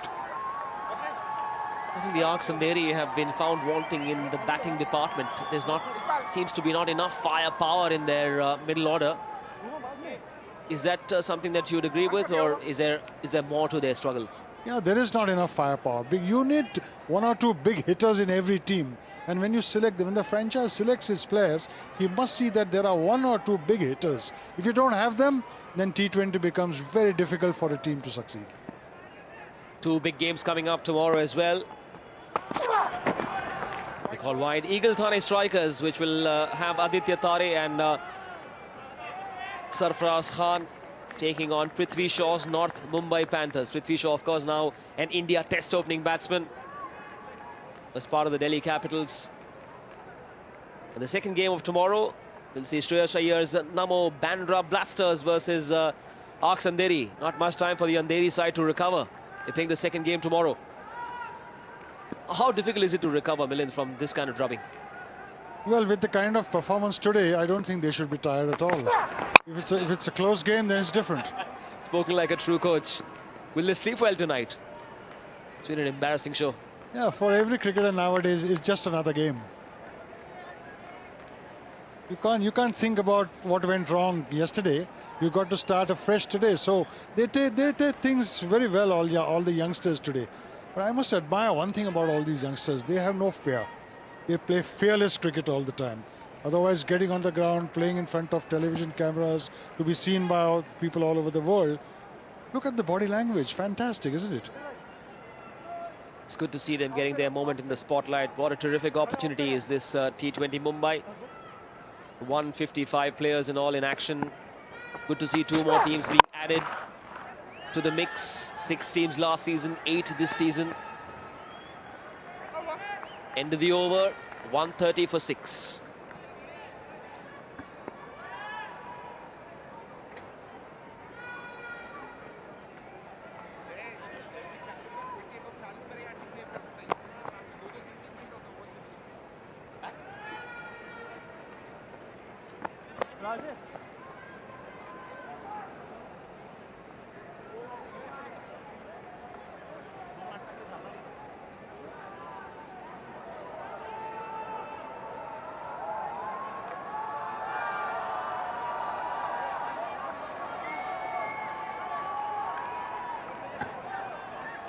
Back live at the Wankhede Stadium, the action of day 2 will see 2 games. The Eagle Thane Strikers versus the North Mumbai Panthers. That will be the first game.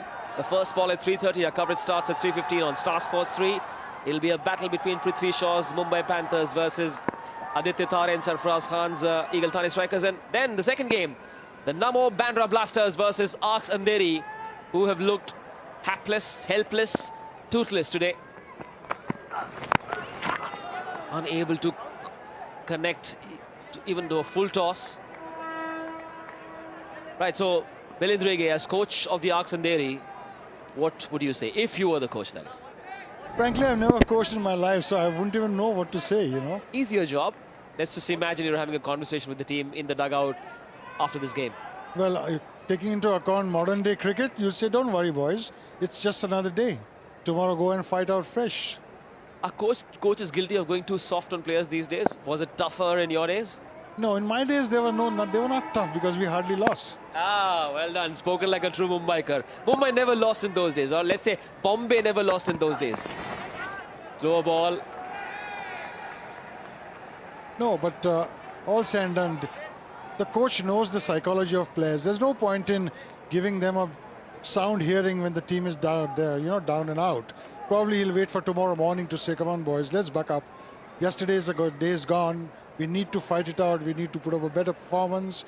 Each one of you need to realize your responsibility. And then the whole process starts all over again.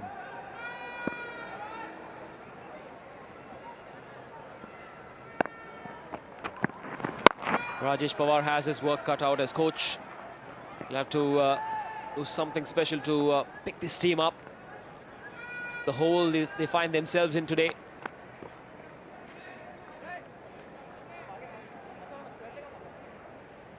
Of course, the different coaches have different styles, different teams have different kinds of people, and coaching is perhaps, would you agree, it's more about man management than it is about technical skills. There he is, the coach Rajesh Pawar. Probably what he needs to do is to look at a better fielding side. Fitter people, younger people, in his team. And I'm sure he has quite a few of them there. But he needs to look at the balance of the team now after the team's first day performance. Well, they've got Tanmay Mishra in the ranks. Someone who's played 2 ODI World Cups, 1 T20 World Cup. Played for Kenya. And if he's played there, he should be playing in this team. Inexplicable. There's Vineet Sinha as well, who was their top wicket taker last season.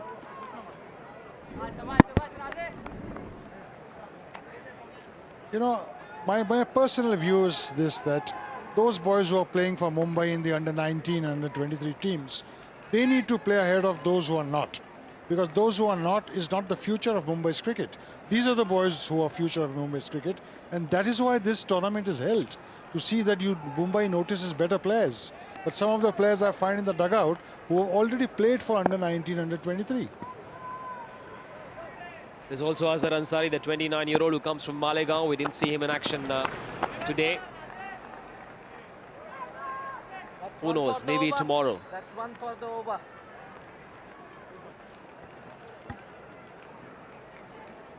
Azhar Ansari, a bit of an all-rounder. I saw in one of his interviews, he said, AB de Villiers wale aade tirche shots khelna pasand hai mujhe.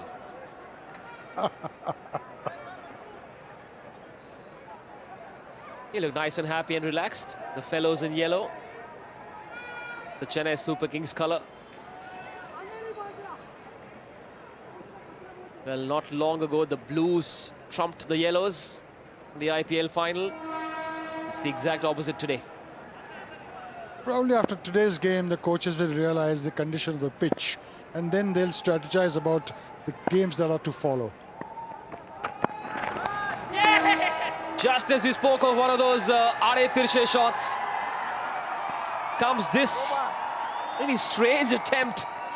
What shot was that? Anyhow, he's got an edge, caught very well by the keeper. Yet another wicket goes down. 132 for 7.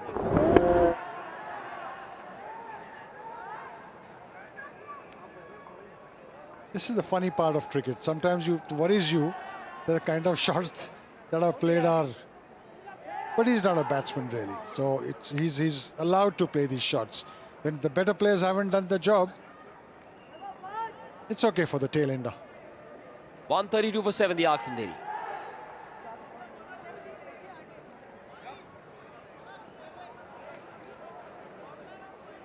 Right, waiting for what's writ large today now.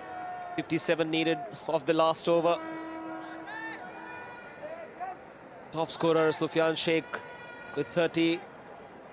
The others got into double figures, but nothing much thereafter.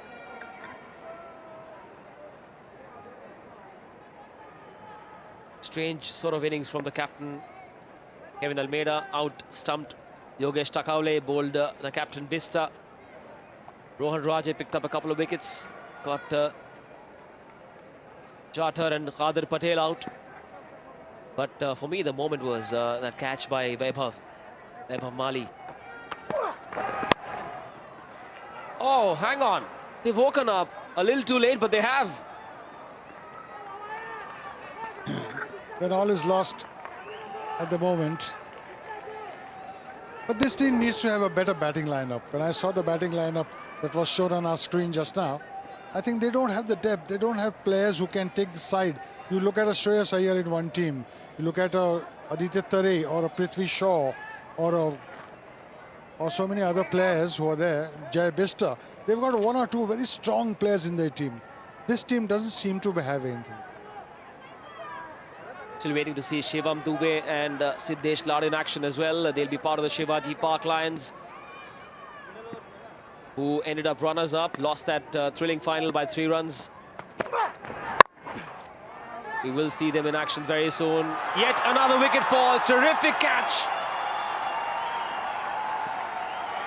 That was a magnificent catch, really. It was almost falling on the ground. Drumil Matkar is a brilliant fielder, this boy. What a brilliant catch that was. Amazing. Even when the game is won, look at the effort of this team. And let's have a look at that one. Short delivery cut by Iqbal. The ball is going past him. He's taken the catch behind him. Absolutely brilliant. Well, he's got the reputation of being a Mumbai player to protect. He made his first-class debut in December 2018 versus Gujarat. Terrific catch that by Drumil Matkar. Iqbal Abdullah goes back for 12, 136 for 8.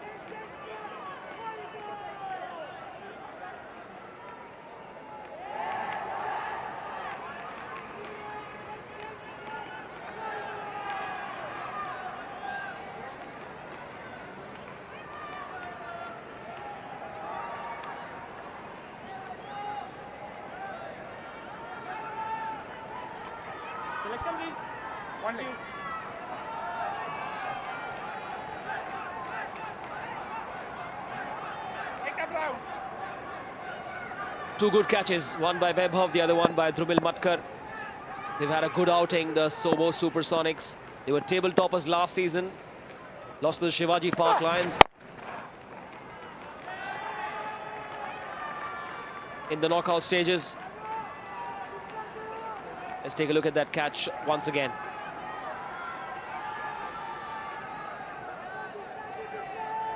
Slower delivery, rolled his fingers over the ball. Tried to square cut, the ball didn't come on, but look at the catch. He's taken it behind him, never lost sight of it. That's why the catch turns out to be a brilliant one. Tell you a good way to spend Wednesday afternoon.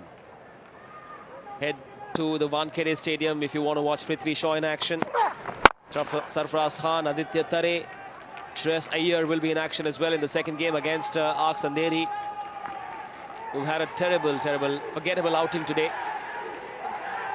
And they'll take something special to recover from this massive loss. One is looking forward to see Sarfaraz Khan tomorrow because he's come back to Bombay after a year's layoff, shall I say it, because he was playing for another state. He wanted to left Mumbai and came and has come back. So I'm looking forward to seeing that young boy playing. We'll see if his father Naushad Khan is in the stands or not. He's also helped a lot of young cricketers in Mumbai. Naushad Khan Sahab. Do you use the word young when you talk about Sarfaraz Khan? He looks big. He's big, but he's a youngster. He must be 23 years old. Talking of Naushad Khan, I wouldn't be surprised if he came on the ground also. Proud father. Sarfaraz Khan, a rare guy who got Virat Kohli to bow for him. Remember that famous moment in the IPL? He is a good striker of the ball, Sarfaraz. Very good striker, plays it hard. So one is looking forward to his coming back to Mumbai. I'm truly excited to watch Prithvi Shaw in action. Just a 21-year-old. And for him to become an India Test opening batsman is suddenly woke all Mumbai fans up, saying, you know, hang on, yet another short man from Mumbai is now playing for India. And that became a big story and may it continue to be a big story in the years to come. And his start was phenomenal, the amount of hundreds he scored against every opposition. Totally dominating the bowling. That's what I like in a batsman. Dominate the attack. Lots of chabuk shots in his armory, and we hope to see a lot of those chabuk shots on display tomorrow in that first game between the Eagle Thane Strikers and the North Mumbai Panthers. Jay Bista, the captain, has had a terrific day, especially with the ball. Dealing the inevitable by one more delivery, I suppose. Very upset with himself. Why would he want to bowl that ball? You know, why would he want to try something? Match is won. Just bowl a ball straight, finish the match. Let's all go home. Well, we've got Rohan Gavaskar standing by for the presentation ceremony. It'll be very interesting to see what Jay Bista says. Also Kevin Almeida, in fact. It'll be good to know his analysis, his assessment of what went wrong for his side today. Big shot. Will that be another wicket? Looks like it will. Yes, it is. A wicket to end the innings. And the Sobo Supersonics have gotten off to a flying start in this Mumbai T20 with a big win. They win this game by 49 runs. Parag Khanapurkar, the star, they're checking the no ball. Well, hang on,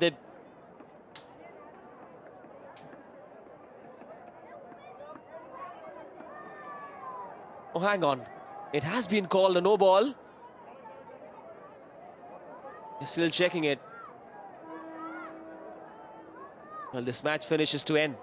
Refuses to finish, actually. Not a front foot no ball. Is that a waist high no ball?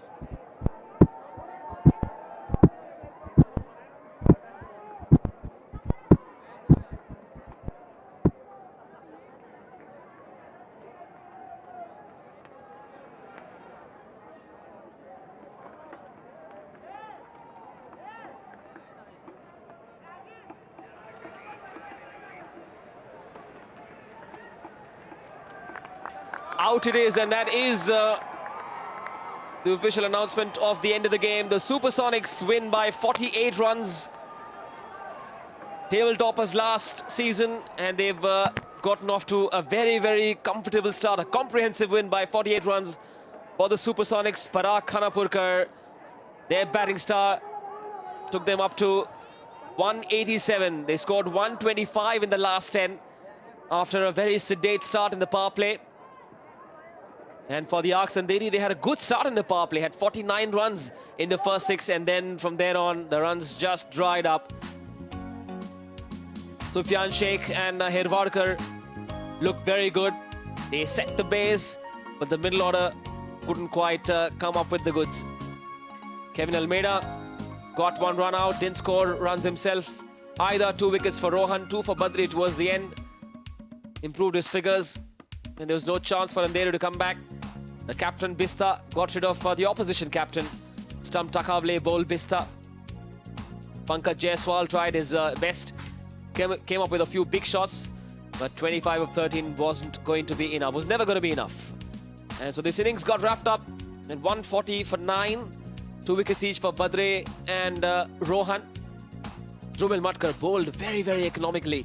And so did Shetty. 3 overs, 16 runs, just the 1 wicket. Badre slightly expensive, but he'll be happy with the 2 wickets he got towards the end.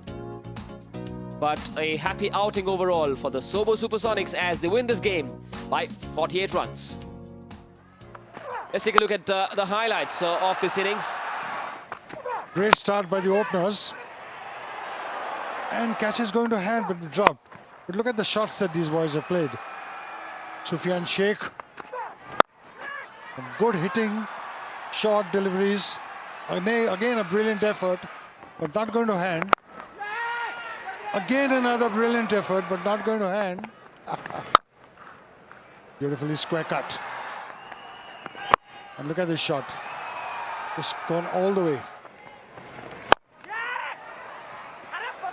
Well, lots of opportunities were created. Lady Luck favoured the Andheri initially. Lots of those big shots falling short off the fielder.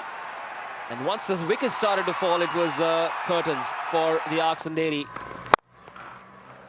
Kevin Almeida came into bat at number 3, and then this crazy run out led to the downfall of his partner. Yes, no, yes, no. Kevin Almeida sold his partner, the dummy. Rare boundaries came in, and then this was Kevin Almeida. Out-stumped Takavle, bowled the opposition captain Jai Bista. Pankaj Jaiswal tried to hit a few big shots, but perhaps a bit too late. The target was too big. A mountain of 188 runs to climb was never going to be easy. Without one batsman scoring 70 or 80, and that's how his innings ended. Pankaj Jaiswal caught by the captain, who was the busiest player on the field today. And since then, well, it was pretty much goodbye. Yet another catch for Jai Bista, the captain. Applied the brakes on the run scoring, bowled economically, and then that catch. Vaibhav Mali, the substitute, coming up with the moment of the match. A couple of funny shots as well. The attempt, those big shots came a bit too late, I thought. Yet another good catch. The Supersonics showing how good a fielding side they are. And this was it in the end. The 9th wicket for the Andheri. Praveen Amre, the coach. Happy boys. 188 the score thanks to Parag Khanapurkar. And in reply, the Andheri managed just 140 for 9. Good day for the Sobo Supersonics. Let's now go downstairs to Rohan Gavaskar for the presentation ceremony. Convincing win for the Sobo Supersonics. MCA would like to thank all of the sponsors of the T20 Mumbai. Dream 11, Skoda, Atul Projects, Wardwiz, Seagate and Bisleri. In the presentation party on my left, we've got Mr. Naveen Shetty, Ad Hoc Managing Committee member, Ms. Jessie Suvarna, co-owner of the Andheri Arcs, Sobo Supersonics, we've got Mr. Kapil Zaneri, co-owner. At this point, I'd like to invite Jai Bista to come and have a few words with us.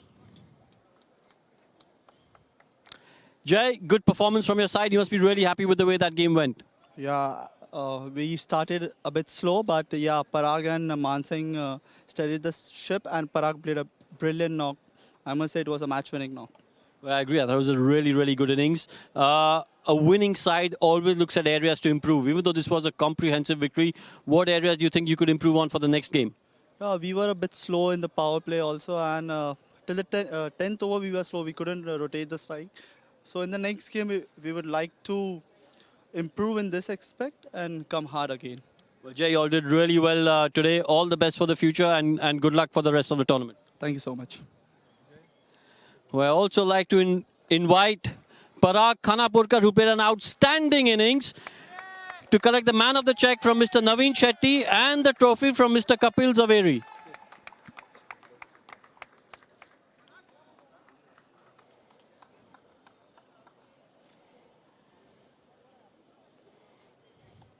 Parag, well batted, excellent innings. The way you constructed and paced yourself, you must be really proud of that. Yeah, we had a situation that we lost a bit quick wickets, and the wicket was a bit on the two-pace side. So I was just planning to try and play as many overs as possible, trying to keep the run rate till 7 or 8, and it went on well. Well, you said the wicket was a bit two-paced. The way you batted, it seemed one-paced because it was a magnificent innings.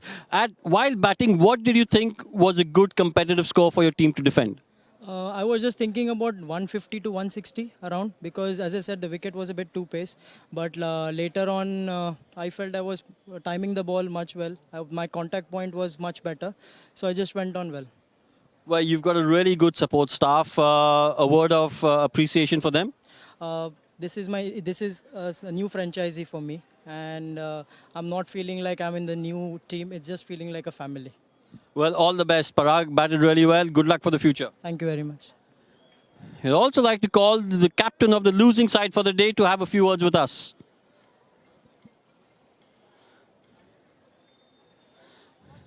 Kevin, hard luck today. Just didn't go your way. I guess we won both the power plays of the match, but I guess in the middle overs and in the slog overs, we just couldn't execute our plans. We could have done it better. But yeah, Parag really batted well, and credit to him to go and play that knock. But did you think 188 was a mountain too high to climb? It was a stiff target, but I felt around 170, 175 was a decent target on that wicket, and we could have batted much better than what we actually got eventually around 140. I think it was a 170 wicket. We could have got somewhere around that, and maybe the batters on top could have just extended it a bit and tried to take it deep, and then maybe we could have come closer to the target. Well, hard luck today, Kevin, but all the best for the remaining games. Good luck for the rest of the tournament. Thank you so much. Thanks.